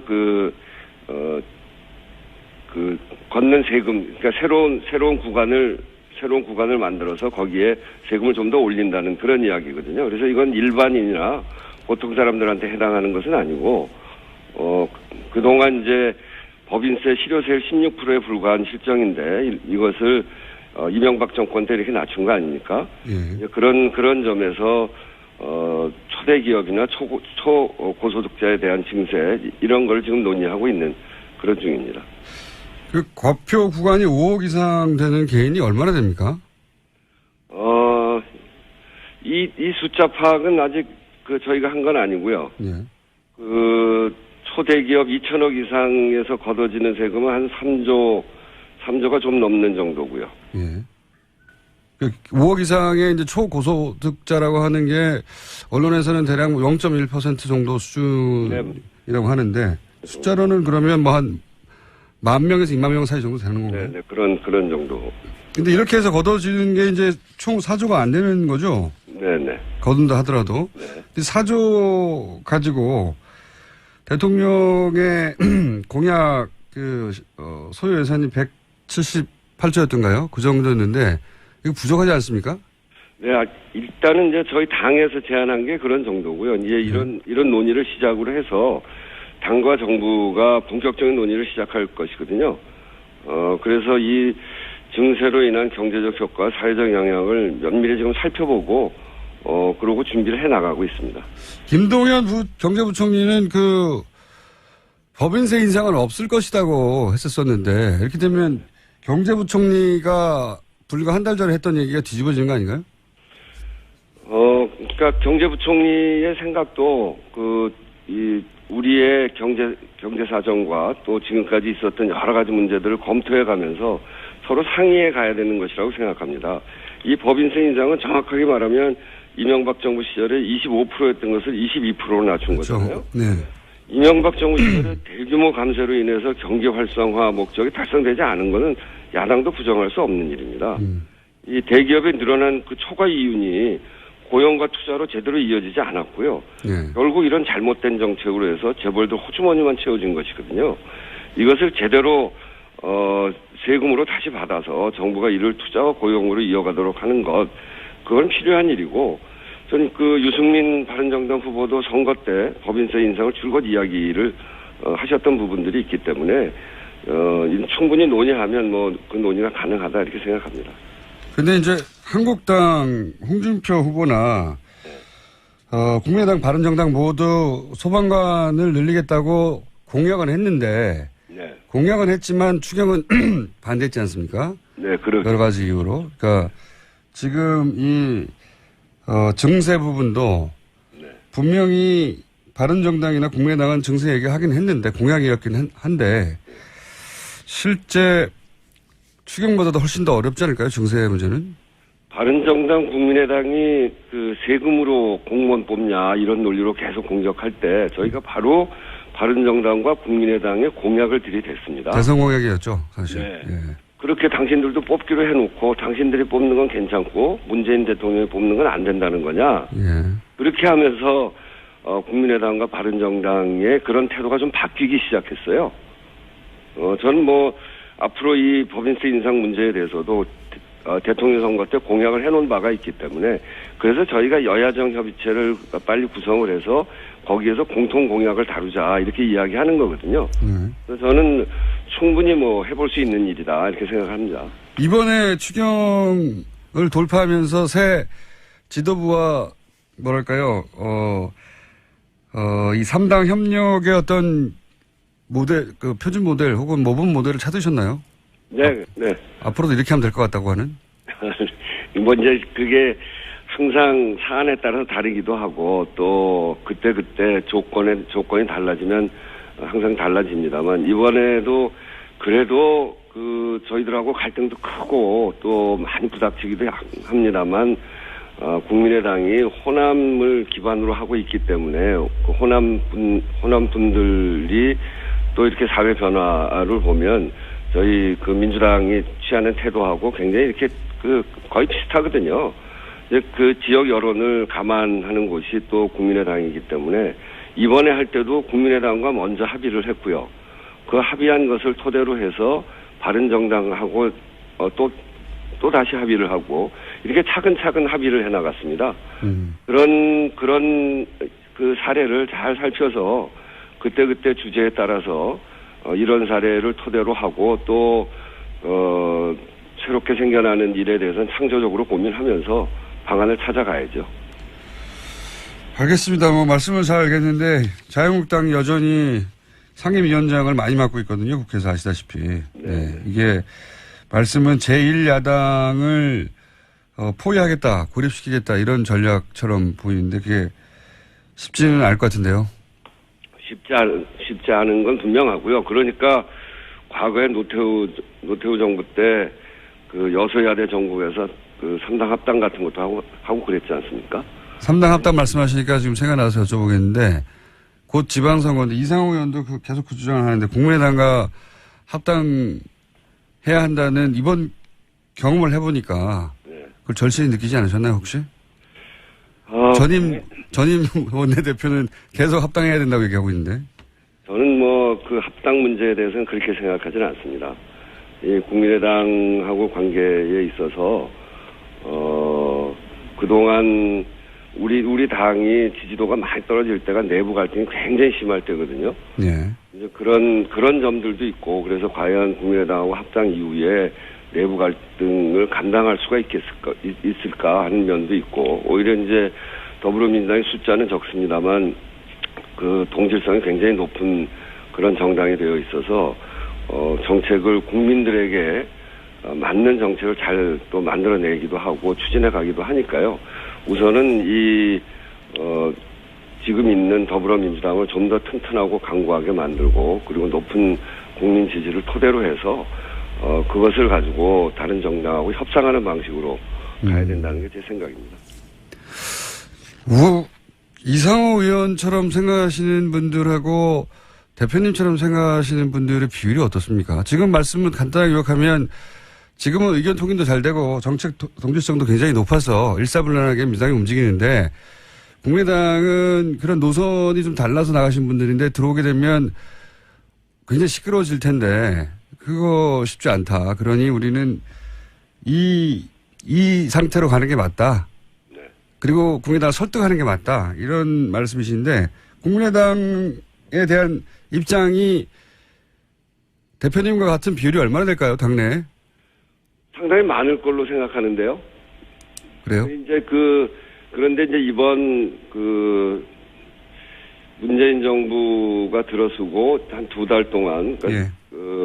인사청문회에서부터 추경까지 정부적 다 끝나긴 했습니다만 과정이 너무너무 어렵기 때문에 이걸 어떻게 해야 더 잘 풀어가나 하는 그렇죠. 고민들은 다 있습니다. 네네. 그렇지만 그것을 국민의당과의 통합으로 해결하자라고 하는 거는 저도 동의하지 않고, 예. 그리고 거기에 동의하지 않는 분들이 굉장히 많이 있습니다. 당내요. 알겠습니다. 오늘 말씀 여기까지 듣겠습니다. 감사합니다. 네, 감사합니다. 네, 지금까지 더불어민주당 우건식 원내대표였고요.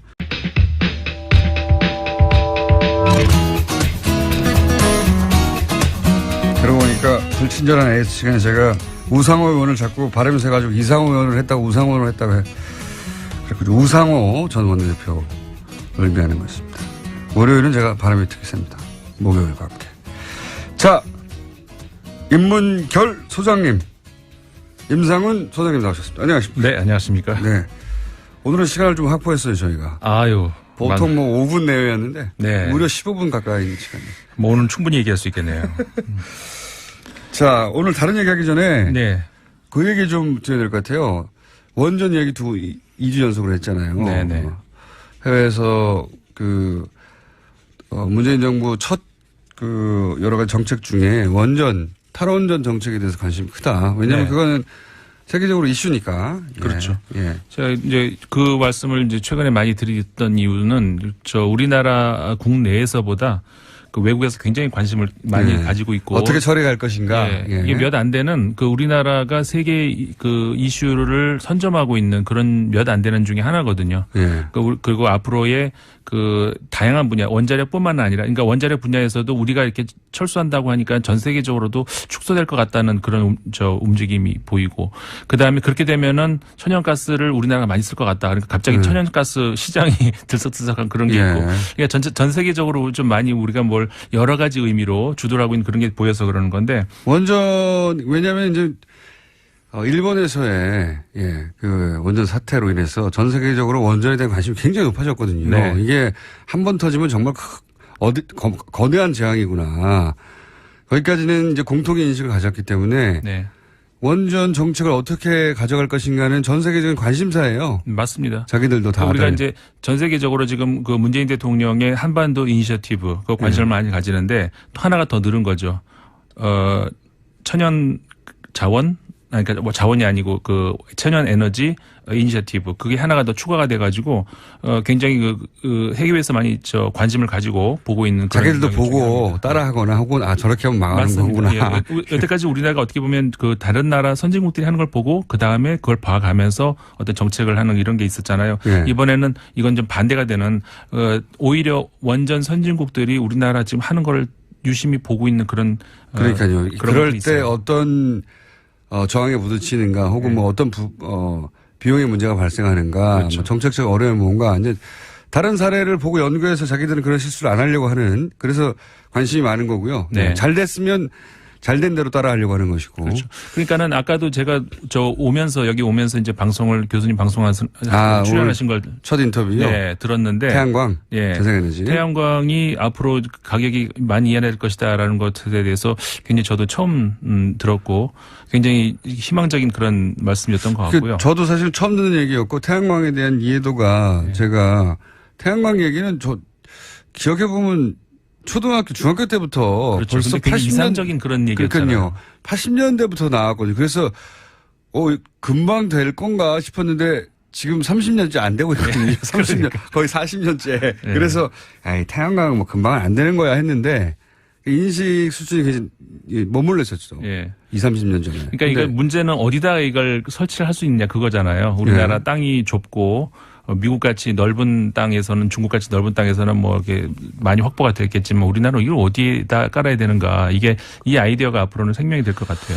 그러니까 저는 그 교수님 말씀 듣다 보니까 이거는 전문가들은 기술 영역에서 혹은 뭐 공무원들은 정책 영역에서 본인들이 전문성을 갖고 있긴 하겠지만 이 상상력은 일반으로부터 나와야 그렇죠. 된다는 생각이 들어요. 그렇죠. 예. 그런 것들은 사실 우리가 옛날에도 보면은 그 우주선이라든가 이런 거 기술이 아직 따라가기 전에 우주선의 모양이라든가 아니면 달을 어떻게 간다든가 이런 상상력은 소설가나 이런 인문학에서 나왔거든요, 많이. 네. 그러니까 우리가 많은 국민들이 인문학적인 상상력을 발전을 시켜가지고 이런 아이디어를 많이 내줬으면 좋겠을 것 같아요. 그러니까요. 저는 그 말씀을 듣다가 보니까 이거는 일종의 트렌드가 필요하다. 네. 태양광이라는 게 이렇게 멀리 있는 게 아니라 그렇죠. 가까이 있는 것이고 지금 사실은 여의도의 정경련 건물 같은 경우에도 건물 자체가 그 외관이 그 태양열을 수용하게 돼 있잖아요. 건물 그러니까 자체가. 우리 그 빌딩들 중에 고층 빌딩 중에 유리 건물이 많거든요. 그렇죠. 한국에 우리 많이 그 태양광 패널을 그걸로 바꿀 수 있는지 모르겠는데 태양광 패널을 바꿀 수 있을지 모르겠는데 그런 거라든지 정경련 회관이 그렇게 돼 있잖아요. 각도만 약간 틀면. 공공기관 건물에 이 옥상에다가 공공 건물 경우에 뭐 몇 % 이상은 태양광으로 처리하라든가 네. 아니면 태양광 모자 있지 않습니까? 그리고 우리나라 같은 경우에는 모자에 옆에 USB 선이 있는 거예요. 그래가지고 모자 쓰고 다니다가 USB 선 해서 다 꽂아서 파라솔 위에다 달면 되잖아요. 파라솔 위에 그 바닷가에 파라솔 그 태양광으로 바꿔가지고 거기서 바람 좀 나오게 하면 좋을 것 같기도 그렇죠. 하고 그리고 생각을 해봤어요. 이제 호남 평야 얘기 나오지 않습니까?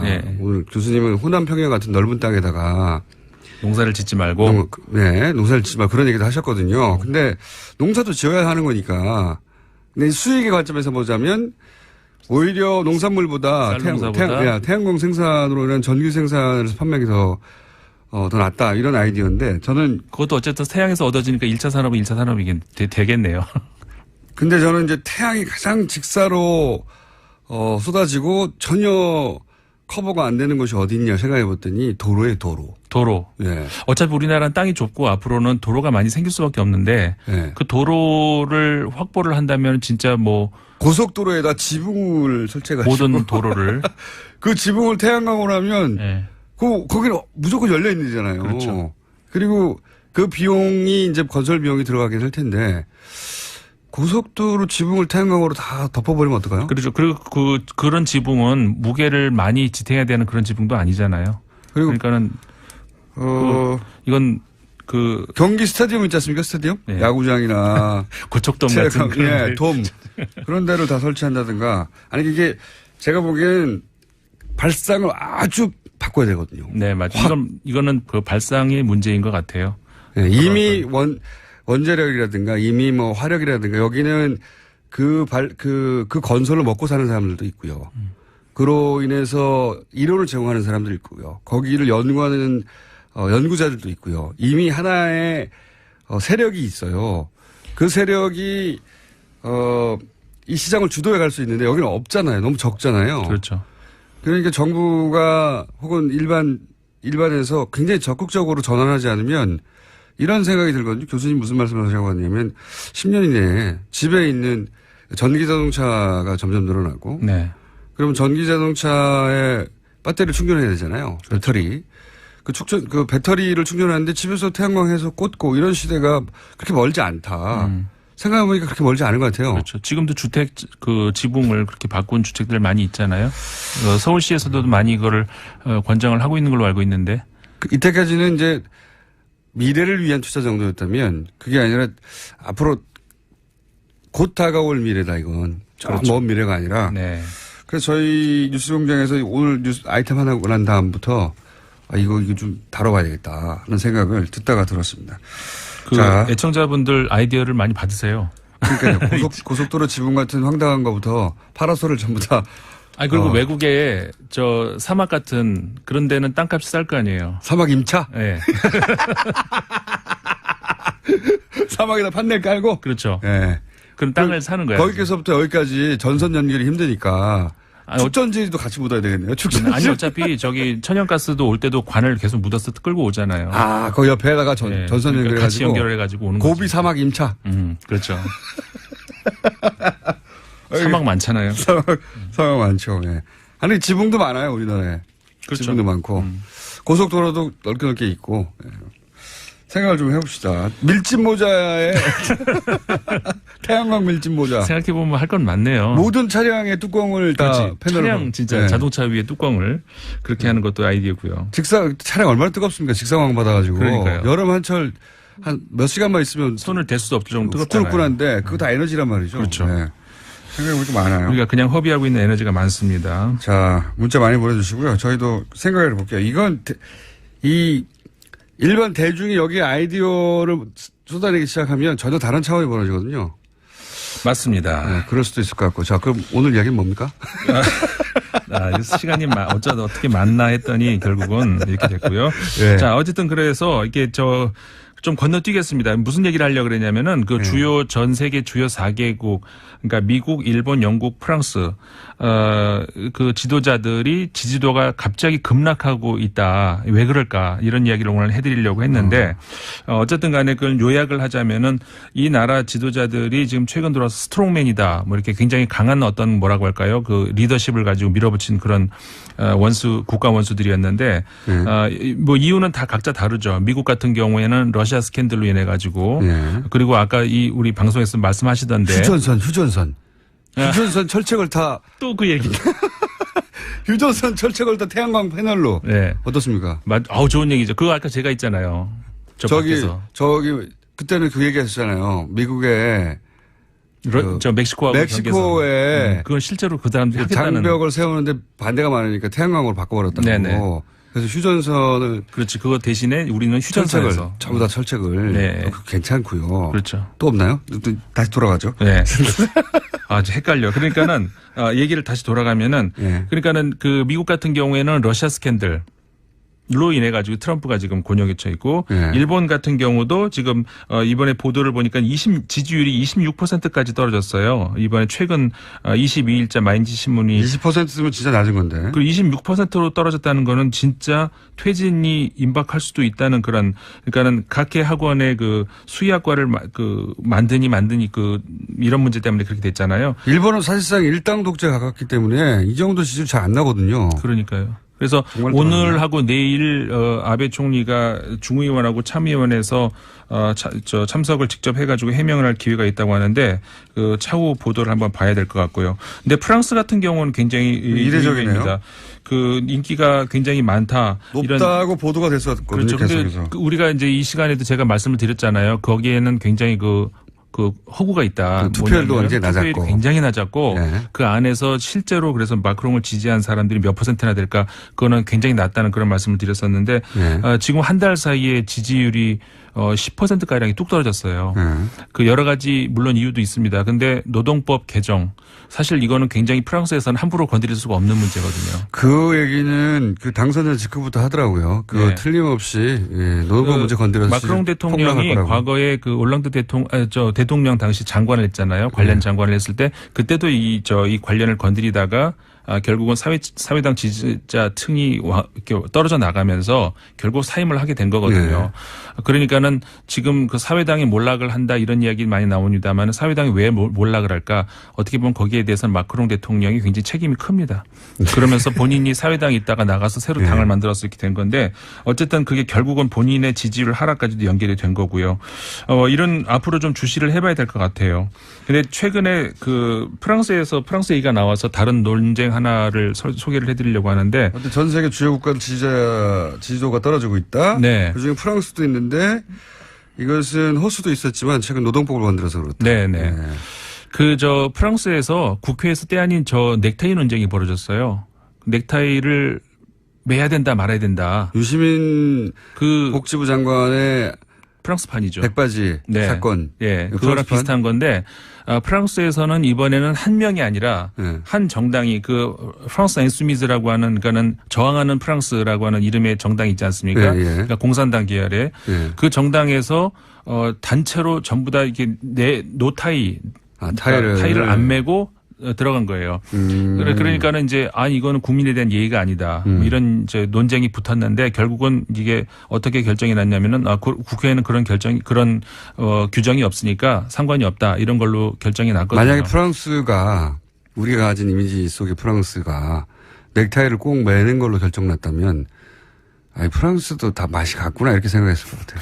그러니까 근데 이게 재밌는 것이 우리 복장 역사에 보면은 그 쌍큘로트라는 표현이 있거든요. 혹시 아시는지 모르겠는데 그 프랑스어에서 나온 말인데 큘로트라는 게 뭐냐면 옛날 그 귀족들이 입던 딱 붙는 반바지 있잖아요. 스타킹 밑에 신고. 웃긴 거. 그거를 웃긴 거. 요즘 삐에로가 입는 거. 그렇죠. 그걸 큘로트라고 부르는데 그걸 안 입는다 그래서 쌍큘로트. 그러니까는 혁명 이후에 그러니까는 뭐라고 할까요? 새로운 신흥 세력들 그러니까 귀족이 아닌 사람들이 입는 우리가 보통 입는 이런 바지 그런 거를 쌍큘로트라고 불렀거든요. 그거에 본따 가지고 이 넥타이가 이제 불어로 크라바트인데 쌍크라바트라고 해서 크라바트가 원래 이제 크로아티아라고 똑같은 말입니다. 근데 거기서 온 말이지만 어쨌든 간에 프랑스에서 그렇게 쓰거든요. 썬킬로트가 아니라 이제는 썬크라바트다. 다시 말해서 새로운 우리는 계급 투쟁을 하겠다는 그런 메시지라고 이렇게 던질 수 있는 그런 거거든요. 원래 이제 이 복장으로 신분을 차별하는 게 귀족 문화였단 말이죠. 네. 그러니까 복장 안에서 이게 우리 보통 그 기호학이라든가 이런 분야에서도 굉장히 많이 건드리는 분야인데 네가 뭘 입었는지 보여주면 내가 너의 신분을 알려주겠다. 이럴 정도로. 저는 안 될 걸요. 아니야. 그 공장장님 복장을 딱 보면은 어떤 사람인지가 나타난다니까요. 그래요? 어떤 사람으로 나타납니까? 복장으로는? 딱 그런 분으로. 고기를 많이 먹는 사람으로 나타납니까? 그렇기 때문에 그런 거에 대한 어떤 그 투쟁. 근데 어쨌든 간에 시간이 많지는 않습니다만은 시간은 30초밖에 없습니다. 네. 어쨌든 간에 프랑스에서도 복장을 가지고 또 한 번 계급 투쟁.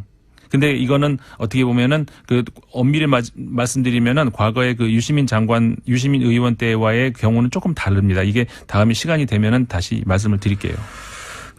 그때하고는 다르죠. 그때 달라요. 여기는 일단은 정치 세력이 일종 상징 투쟁을 하는 거고요. 그렇죠.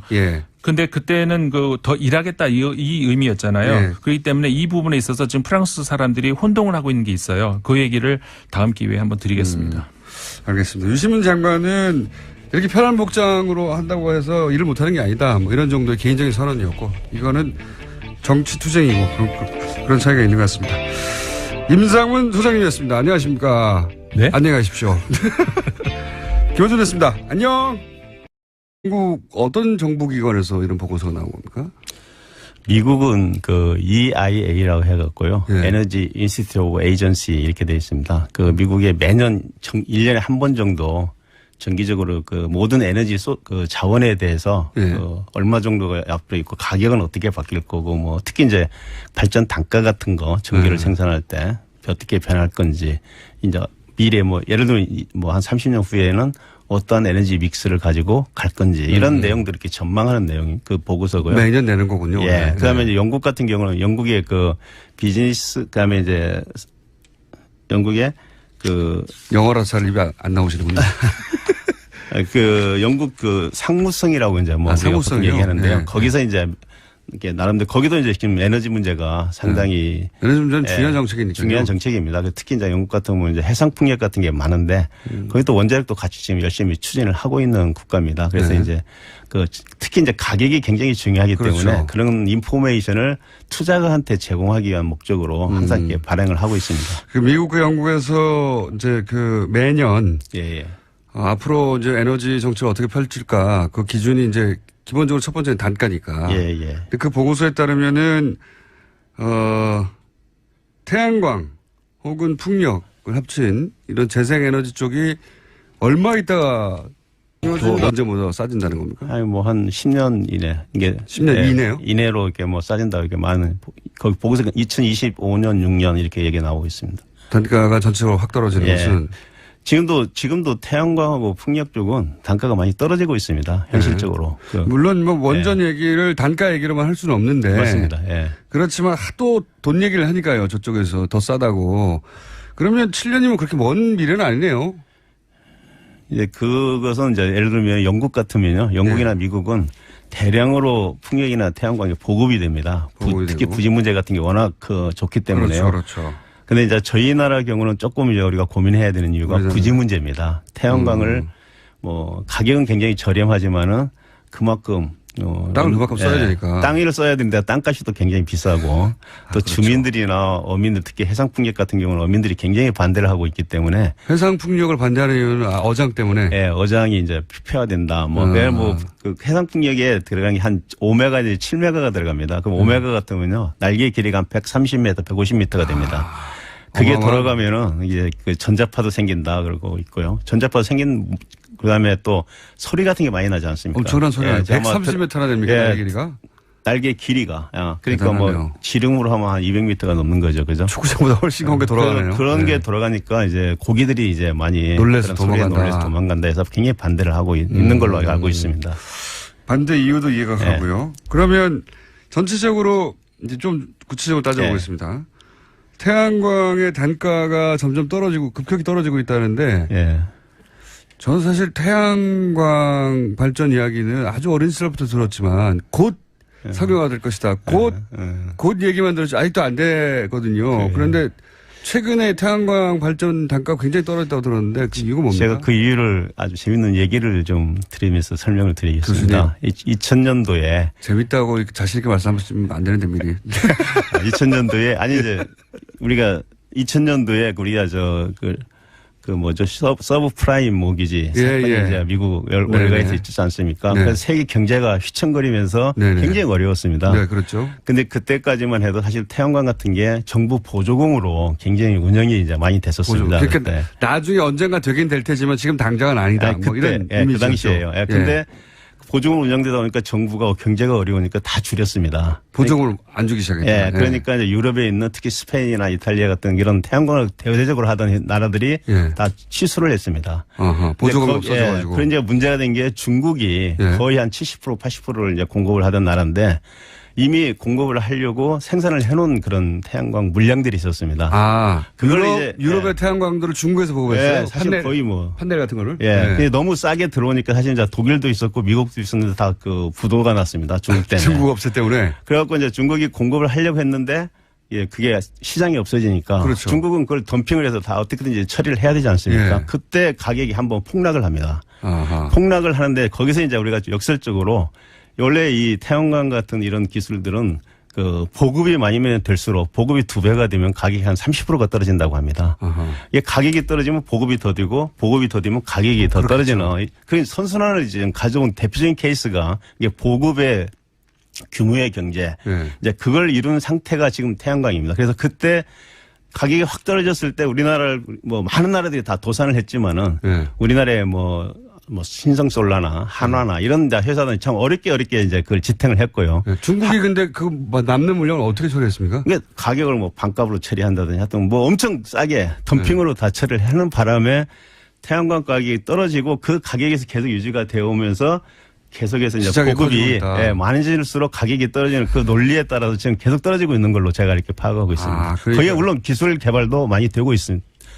기여를 했지만은 야, 이상한 예, 굉장히 굉장히 효과네요. 예, 서브리 서프라임 모기지. 예. 죄송합니다. 빨래만 안 마르는 게 아니고 모든 게 다 축축해요. 자, 뉴스 공장은 뽀송뽀송하게 네. 진행을 해보겠습니다. 오늘 첫 뉴스는 뭡니까? 네, 지난주 토요일 정부 추경 예산안이 45일 만에 국회 본회의 통과했습니다. 11조가 넘는 규모인데요. 정부는 이 가운데 70%를 앞으로 2달간 집중 투입하겠다고 밝혔습니다. 추경안이 통과됨에 따라서 생활안전 분야 7급과 9급 공무원 추가 공채는 다음 달 중순 원서 접수 거쳐서 10월 달에 필기시험이 있습니다. 그렇군요. 이제 야당에서 이제 공무원 증원을 막았다. 그러니까 혈세 낭비를 막았다. 이렇게 프레임을 잡았고요. 예.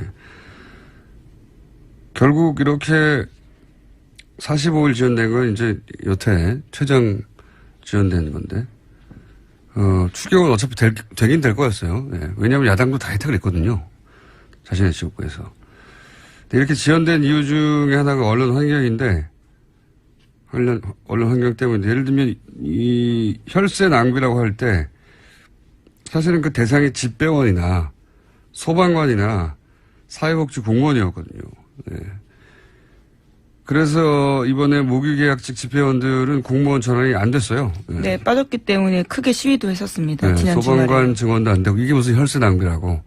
그 프레임에 그럼 이게 혈세 낭비가 아니라고 해줘야 되는데, 예, 이거 여야 공방으로만 처리하니까. 근데 어쨌든 이 추경에 저희가 이제 3부에, 예, 여당 원내대표, 원식 원내대표 연결해가지고 추경 전후사정 들어보긴 할 텐데, 저는 추경 관련해서 제일 재밌었던 건 언론의 태도예요. 예, 그 중에서 한 가지만 짚어보자면, 추경 얘기는 오늘로 끝일 것 같으니까. 원래 이제 금요일 처리하다가 하려고 하다가 안 됐거든요. 네, 그렇죠. 네, 그래서 토요일로 넘어갔습니다. 자유한국당이 이제 국회의장에게 요청을 했어요. 그래서 여야가 모였죠. 그래서 토요일 오전 다음날 아침 처리하기로 합의를 했단 말이죠. 그런데 여기서 이제 정족수가 모자라서 왔다 갔다 했잖아요. 민주당 왜냐하면 정족수가 왜 모자랐냐면 자유한국당이 퇴장을 해봤거든요. 집단 퇴장을. 그러자 정족수가 모자라가지고 그 정족수가 모자란 것은 자유한국당이 퇴장했기 때문에 했지만 민주당 의원들이 전원 참석하지 않았기 때문에 불참 인원이 있었기 때문에 그러자 대부분의 언론들은 민주당의 이제 불참 인원에 대해서 이제 그 공세를 취했죠. 근데 이게 굉장히 재밌는 것이 예를 들어서 보수 매체가 민주당을 이권으로 공격하려면, 뭐부터 말해야 되냐면, 자유한국당은 어차피 약속을 어길 거라고 전제하고 행동하라고 하는 거잖아요. 예. 몰랐어? 자유한국당 약속 안 어길 거? 약속 어길 거? 자유한국당 말을 믿었단 말이야? 그런 다음에 민주당을 비판해야지 이게 논리적 정합이 맞아요. 왜냐하면 들어오기로 했는데 들어왔다가 나가버려가지고 정수 모자랐거든요. 퇴장했습니다. 예. 반면에 진보 매체는 민주당을 먼저 비판하는 게 맞죠. 자유한국당이 어떤 작전을 펴든지 그걸 상대하면서 아젠다를 관철시킬 책임이 여당이 있다. 이렇게 비판할 수 있어요. 근데 이런 일이 생기면 보통 지금도 그렇지만 민주당 불참 인원을 주로 공격합니다. 왜냐하면 여기에 이제 진보 보수 프레임 싸움에서 보수 매체가 유리한 지점이 있는 건데 진보 매체에 무슨 일이 생기잖아요. 그러면 일단 자기 진영을 비판하는 스탠스를 취해요. 우리는 우리 편이라고 봐주지 않는다. 공평무사하다. 이런 자의식이 있거든요. 보수 매체는 무슨 일이 생기면 진영의 바깥에서 책임을 지울 곳을 찾아요. 네. 우리가 잘못한 게 아니다. 그들 탓이다. 이래서 결국 어떤 일이 생기냐면 물론 민주당 불참 의원들은 각각 개별 사안에 따라 비판받을 수 있어요. 근데 동시에 자유한국당이 전날 밤에 약속했는데 바로 다음날 아침에 집단 퇴장할 줄 몰랐다 우리는. 이 항변도 일리가 있거든요. 얘기가 길어지는데. 근데 그 항변은 누가 대신 해주질 않아요. 그러다 보니까 만약에 이런 일이 보수 정권이 집권하는 시대에 벌어졌잖아요. 그러면 민주당이 전날 약속해놓고 집단 퇴장을 했다고 그러니까 불참이 아니라 집단 퇴장에 포커스 맞춰서 공격을 받았을 거거든요. 예. 전날 밤 약속조차 믿을 수 없는 신뢰할 수 없는 정당이다. 막 폭격을 당했을 거예요. 근데 지금은 그렇지 않잖아요. 예. 사람 잘 보면 지금 언론 환경이 보여서 재밌는데 설명해도 재밌는지 모르겠네. 저는 재밌으다만. 예. 어쨌든 이러나 저러나 보수든 진보든 민주당 때리기가 더 쉽다. 프레임 싸면서 지기가 쉽다 항상. 그런 사례라고 봅니다. 이거 추경과 관련된 여러 가지. 뭐 물론 더불어민주당 내에서도 기강에 대한 이야기들이 나오긴 했었습니다. 당연하죠. 네. 그런 만큼 자유한국당이 집단퇴장한 것에 대해서도 비판을 해야 되는데 일리 있거든요. 약속을 안 지킨 거니까. 여야 합의해서 다 들어오기로 했으니 정족수 문제는 없다고 생각했던 사람들이 있는 거죠. 안일하게. 예. 그렇게 비판을 받지는 않는다는 거죠. 보통은 불참한 민주당만 때리는데 그건 진보 보수도 상관없이 그렇다. 항상. 정반대로 보수 정권 집권할 시기였으면 그렇게 공격당하지 않았다. 정반대로 야당이 공격받았을 것이다. 이런 얘기입니다. 자, 다음 뉴스는요. 네, 이재용 삼성전자 부회장 재판했다고 주장한 건데요.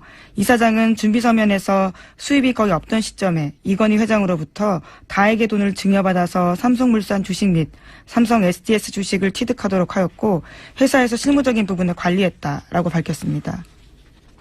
네, 또 편법 상속 이야기가 나왔대요. 이게 20년 전 얘기인데 이부진 이게 간략하게 요약하면 이런 거잖아요. 이재용 부회장 케이스와 이게 똑같은 거거든요. 예, 이재용 부회장 케이스라는 게 결국은 사실은 이재용 부회장이 지금 구속되어 있는 출발 지점도 원초적 출발 지점 따지고 보면 편법 증여예요. 예, 상속세를 안 내려고. 네, 에버랜드와 관련된 있는 부분이죠. 무슨 대단한 기업가 정신이나 경영 철학 이런 게 아니고 그런 거 무관합니다. 그냥 돈을 아끼려다 이렇게 된 거예요. 상속세를 안 내려고 하다가 어제 청와대 발 뉴스로는 오뚜기. 네, 그렇죠. 대기업과 함께 오뚜기를 불렀는데 오뚜기가 왜 이런 대접을 받냐면 상속을 받을 때 상속액의 절반을 증여세로 냈거든요. 조 단위로. 삼성도 조 단위로 내야 하는 거죠. 이 정상이거든요. 그냥. 근데 그런 곳이 워낙 없으니까 오뚜기가 그런 대접을 받고 일종의 메시지죠. 예. 네, 오는 27일, 28일에 만납니다. 그러니까 나눠서. 재벌들하고 그 재계 순위에서 한참 떨어지는 중견기업 중에서 예. 유일합니다. 한참 떨어진 오뚜기하고 같이 부르는 거죠. 그러니까 지금 이 시대에 어떤 가치가 올바른 건가 상징적으로 보여주자는 건데요. 여하간 삼성이 이렇게 꼬이게 된 거는 세금 안 내려고 그런 거예요. 별거 없어요. 세금 안 내려고. 근데 이번에 이제 부인 이부진 씨가 이혼하려고 하는데 그 돈을 자기가 다 벌었다고 하면 남편한테 줘야 되지 않습니까? 전 남편에게 일부를 부부가 같이 번 거니까. 그렇죠. 예. 그래서 이제 뭘 인정할 수밖에 없었냐면 그 돈은 자신이 번 게 아니다. 그렇죠. 아버지로부터 받았다라는 아버지로부터 받았다. 그런 과정에서 이런 내용이 나온 거죠. 예. 이건 내 노력으로 본 게 아니에요. 아버지가 준 거예요. 예. 그렇게 해서 조 단위의 재산이 생겼다는 거죠. 물론 이게 곧장 편법 상여를 입증하지는 않습니다만은 그런 정황 중에 하나인 건 본인이 이제 자기 입으로 이건 내 돈으로 번 게 아니다라고 했으니까요. 그전에는 이재용 부회장이나 또는 자녀들이, 잘해서 재산이 정식되어 갔다. 이렇게 얘기해 왔는데 그게 아니고 내 돈, 내 힘으로 본 게 아니다. 이런 말을 할 수밖에 없었죠. 네. 안 그러면 이게 조 단위에서 재산을 떼줘야 되잖아요. 네, 박영선 의원도 어제 그렇게 주장을 했는데요. 결혼 뒤 자기 힘으로 1조 7천억 원 달하는 재산 형성했다라고 하면 돈을 내줘야 되는 상황이기 때문에 그걸 인정한 거다라는 거죠. 그래서 결혼 전에는 수입이 없었는데 아버지로부터 돈을 증여받아서 재산을 형성했. 증여는 문제가 아니에요. 증여세를 안 내는 게 문제인 거죠. 네, 어제 호텔 신라 쪽 해명도 나오긴 했는데요. 그룹 차원에서 편법 상속은 문제가 없음을 여러 차례 소명했다. 이런 식의 주장을 하고 있긴 합니다. 편법이라고 하는 것과 불법이라는 것과 이제 큰 뉘앙스 차이가 있죠. 법을 어기진 않았다는 거죠. 예. 들여다보면 법을 어긴 부분도 있어요. 그러니까 불법 상속이라고 하는 게 맞긴 한데 그때 당시의 기준으로 법을 교묘히 이행했다. 뭐 이렇게 정도 볼 수 있는데 이게 별거 아니고 돈 때문에 다 일어나는 일입니다. 세금 덜 내려고. 다음 뉴스는요? 네, 국정원 댓글 사건 관련 소식입니다. 검찰은 원세훈 전 국정원장이 2009년부터 2012년 5월까지 주재한 전 부서장 회의 녹취록 제출을 국정원에 요구한 바가 있습니다. 그런데 과거에는 국정원이 보안 문제 있다면서 일부만 제출했습니다. 하지만 최근에 검찰은 국정원으로부터 삭제된 부분까지 모두 복구한 녹취록 받았다라고 합니다. 여기에서 눈에 띄는 부분이 있는데요. 2013년에 제출한 녹취록에 보면 온라인에서 우리 직원들이 종전처럼 하라면서 국정원의 온라인 활동을 아는 것처럼 원세훈 전 원장이 말했다라는 겁니다. 당연히 알았겠죠. 예.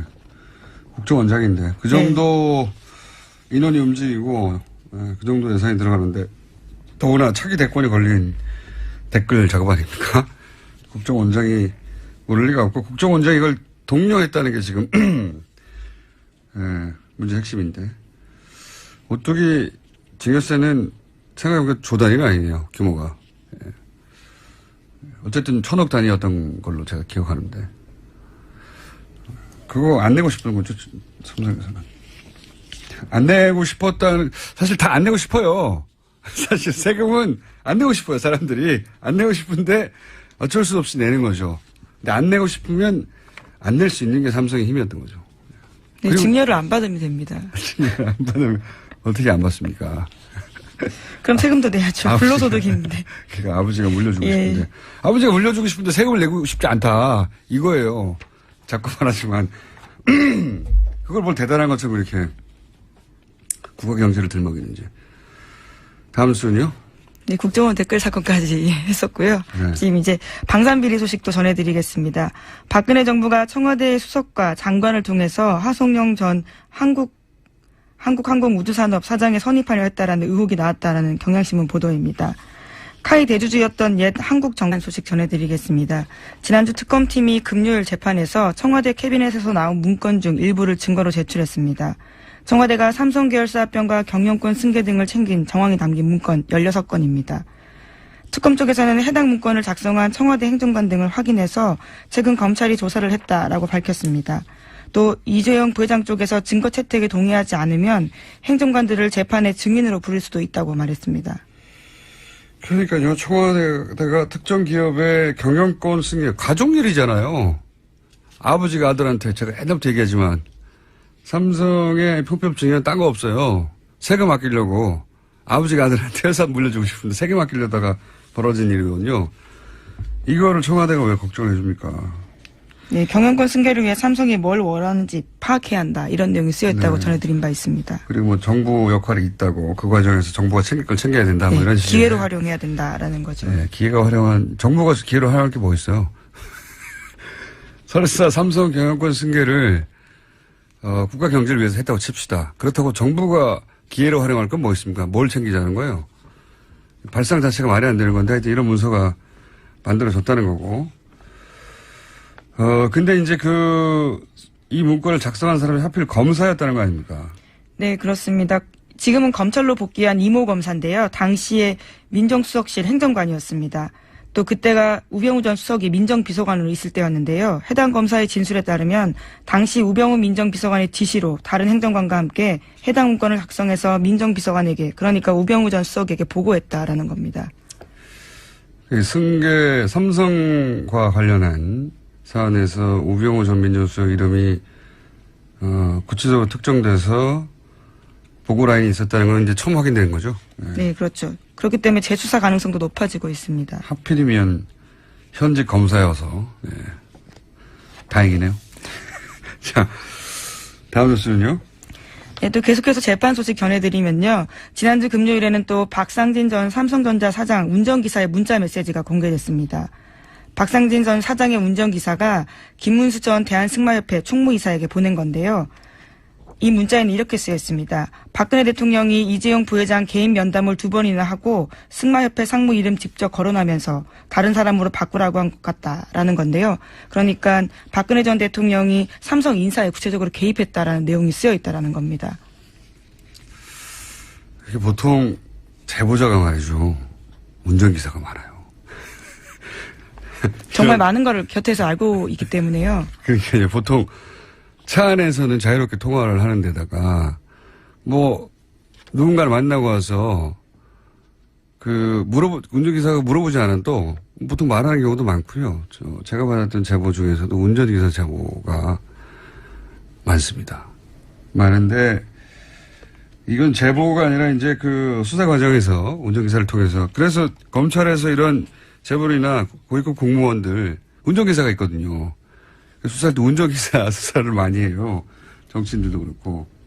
근데 이 운전기사의 얘기에 의하면 대통령이 하고 많은 체육협회 중에 규모 면에서 아주 비교할 수 없이 작은 다른 협회와 비하여 승마협회의 특정 인사를 우리나라 1등 재벌 오너하고 의논해서 그 사람 바꾸라고 했다는 거잖아요. 그렇죠. 네. 이름까지 구체적으로 콕 찍어서요. 두 사람을 바꾸라고 한 겁니다. 그 두 사람을 박근혜 전 대통령이 알았을 리가 있나요? 예, 승마와 관련된 인사들을. 최순실 씨의 요구라고 봐야죠. 네, 실제로 2015년 7월 달에 두 사람 만남이 있었는데요. 바로 전날 안종범 전 수석 수첩에도 두 사람 이름 쓰여 있습니다. 그러니까요. 예. 그 사람이 승마협회에 가야 승마협회가 원하는 대로 돌아간다는 걸 어떻게 알겠어요. 승마를 한 사람이 아닌데, 박근혜 전 대통령이. 이건 최순실 씨의, 청탁, 오더라고 봐야 되겠죠. 네, 저희 취재한 바에 따라서도요. 박원호 전 승마협회 전무라고 네. 최순실 씨 측근이 있거든요. 핵심입니다. 그 사람이 쓴 문건에 있는 내용과 똑같이 그대로 안종범 전 수석 수첩에 쓰여 있습니다. 그러니까 순서가 최순실, 박원호, 박근혜, 안종범 이렇게 내려오는 거죠. 그렇군요. 그리고 나서 무려 대통령이 이런 특정 아주 작은 체육협회에 인사를 그것도 누구를 하라라고 우리나라 1등 재벌 오너하고 요구했고 그걸 하필 그 옆에서 들은 운전기사가 제가 이렇게 운전기사 이걸 어떻게 알겠어요? 이게 당사자에게 문자를 보내준 겁니다. 이제 인사 교체가 있을 거라고요. 그러니까 전해들은 전화 이야기를요. 통화를 하면 알겠죠, 차 안에서. 예. 운전기사가 이걸 어떻게 알았겠어요? 대통령과 이재용 부회장이 두 번을 만나가지고 승마협회 상무 이름 이렇게 말하면서 다른 사람 바꾸라 한 거를 운전기사가 어떻게 알았겠냐고. 그런 일이 실제로 있었으니까 말했겠죠. 예. 웃기지 않습니까, 이거? 최순실 씨가 이렇게 할 수 있는 사람이었어요. 근데 그거를 박근혜 전 대통령 거들어 했고. 자, 다음 뉴스는요? 네, 박영선 더불어민주당 의원이 어제 이부진 호텔신라 사장 쪽이 이혼 소송을 위해서 법원에 낸 준비 서면을 공개했습니다. 이 사장이 이무재 전 삼성전기 고문과의 이혼 소송 과정에서 재산 분할을 피하려고 편법 상속을 시인했 즉 금융공사 고위관계자 발언을 경향신문이 보도했는데요. 2013년 3월 초 당시 산업통상자원부 1차관으로 장관 후보자였던 현 자유한국당 윤상직 의원이 있는데 그 사람이 자신에게 갑자기 전화가 와서 카이 사장 바꿔야 한다면서 하성룡 전 사장을 콕 집어 얘기했다라는 겁니다. 뿐만 아니라 2013년 4월 말에는 조원동 경제전 수석이 정부 뜻이라면서 하성룡 전 사장을 카이 사장에 선임해달라고 했다고 합니다. 이 뉴스에서 재밌는 거는 초반에는 조원동 경제수석이 몰랐다는 거죠, 이 사실을. 네, 그 관련해서 물어보니까 윤상직 의원 전화를 받고 물어봤을 때 이렇게 이야기했다고 합니다. 윤 의원이 오버하네, 내가 알아볼게요. 이렇게 이야기를 했는데 그 이후에 상황을 알아본 다음에는 정부의 뜻이다라고 이야기했다는 겁니다. 경제수석도 모르는 정부의 뜻이 누구겠습니까? 네, 경제수석 위에 대통령인데 대통령의 뜻인 거죠. 네. 그거를 대통령 뜻이라고 할 수 없으니까 정부의 뜻이다라고. 경제수석도 모르는 인선이었던 거죠, 이게. 인선이었던 건데, 박근혜 전 대통령과 서강대 동기동창이라는 이유만으로 임명됐는가. 그 방위사업청장, 예. 아, 그건 방위사업청장이죠. 예, 예. 참. 방위사업청장과 이 카이 사장님과의 관계가 또 있는 거죠. 예, 예.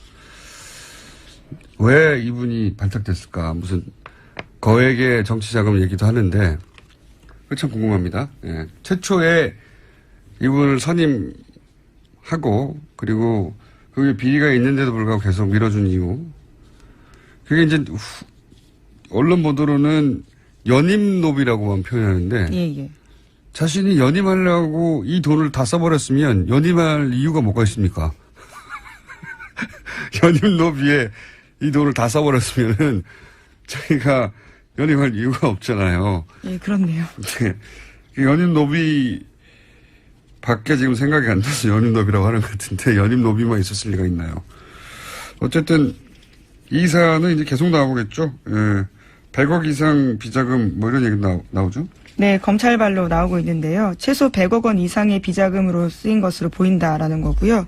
또 뿐만 아니라 카이 요구로 리베이트 수십억 송금했다라는 진술도 용역업체 대표에게 받았다라고 합니다. 이게 참 재밌는 게 정말 대담했어요. 처남을 통해서 페이퍼 컴퍼니를 하나 챙겨놓고 그 페이퍼 컴퍼니로 이 돈을 다 받았다는 거잖아요. 예, 그렇죠. 네. 멀리 간 것도 아니에요. 처남. 네. 그리고 조금 부족한 회사지만 그래도 경력이 있다도 아니에요. 페이퍼 컴퍼니. 네. 직원이 한 명이었다고 하니까. 네, 그렇죠. 글로 돈을 다 받았다는 겁니다. 이런 무식하고 단순한 방법을 용감하게 실행에 옮겼는데 이런 단순하고 무식한 방법으로 했다는 건 그만큼 자신이 있었다는 거 아니겠어요? 예. 무슨 자신이었을까? 예. 뒷배가 누구였을까 궁금합니다. 어쨌든 이렇게 단순하게 하는데도 사정당국이 몰랐다는 것도 좀 말이 안 되는 것 같고요. 예. 자, 방산비리는 앞으로 계속 나올 것 같고요. 지금 시간이 거의 다 됐기 때문에 제목 정도만. 네, 트럼프 미국 대통령이 러시아 스캔들에 관련해서 셀프 사면 언급하면서 또 거센 역풍을 맞고 있습니다. 이 얘기는 뭐냐면 예, 탄핵 얘기가 나오니까 자신한테 사면권이 있다. 그렇죠. 미국 대통령은 사면에 관해 완벽한 권한을 갖고 있다. 사면을 생각해보면 어떠한가라고 자신의 트위터에 올렸다고 합니다. 너무 재밌지 않습니까? 대통령 탄핵 그리고 측근들 가족에 대한 러시아 내통한 혐의가 나오니까 자기가 셀프로 사면하겠다는 이야기를. 야, 대단하지 않습니까? 상상력이? 창의적인 것 같습니다. 대단한 사람이에요. 예. 자기 중심성이 대단합니다. 정말. 모든 사안을 자기 중심으로 해석해서. 근데 이 사람이 전 세계에서 가장 힘 있는 자리에 있으니까요. 자, 오늘 여기까지 해야 될 것 같습니다. 시사인의 김은지였습니다. 감사합니다. 탈원전. 네, 논란 중입니다. 탈원전 반대 진영에서는 원전이 가장 싸고, 탈원전은 전기요금을 결국 높일 것이다. 이런 주장을 합니다. 그런데 최근 미국과 영국에서 태양광, 풍력 같은 재생에너지가 조만간 원전보다 훨씬 더 저렴해질 거라는 정부의 보고서가 나왔습니다. 미국과 영국 각 정부기관의 보고서가 나와 이 문제를 전문가와 함께 좀 오늘은 짚어보려고 합니다. 에너지기술평가위원장을 지낸 한양대 안남성 교수님 스튜디오에 직접 나가십니다. 안녕하세요. 예, 감사합니다. 예. 굉장히 전문적인 영역이거든요, 이게. 예, 좀 어려운 분야입니다. 저희가 이걸 과연 소화할 수 있을지. 자, 우선 이 보고서가 나왔다는 제가 기사를 보고, 이거, 우리가 여태껏 알고 있던 상식과는 다르다. 원전이 여러 가지 위험에도 불구하고 가장 저렴하다. 이게 이제 가장 강력한 논리 중에 하나였거든요. 예. 그런데, 그리고 이제 태양광, 예를 들어서 회사가 예. 태양광이 더 싸다. 이런 주장은 예전부터 해왔지만 미국과 영국 정부에서 태양광이 곧 더 원전보다 저렴해질 거라는 건 처음 듣는 얘기거든요. 그래서 제가 여쭤보려고 하는데 이게 미국, 영국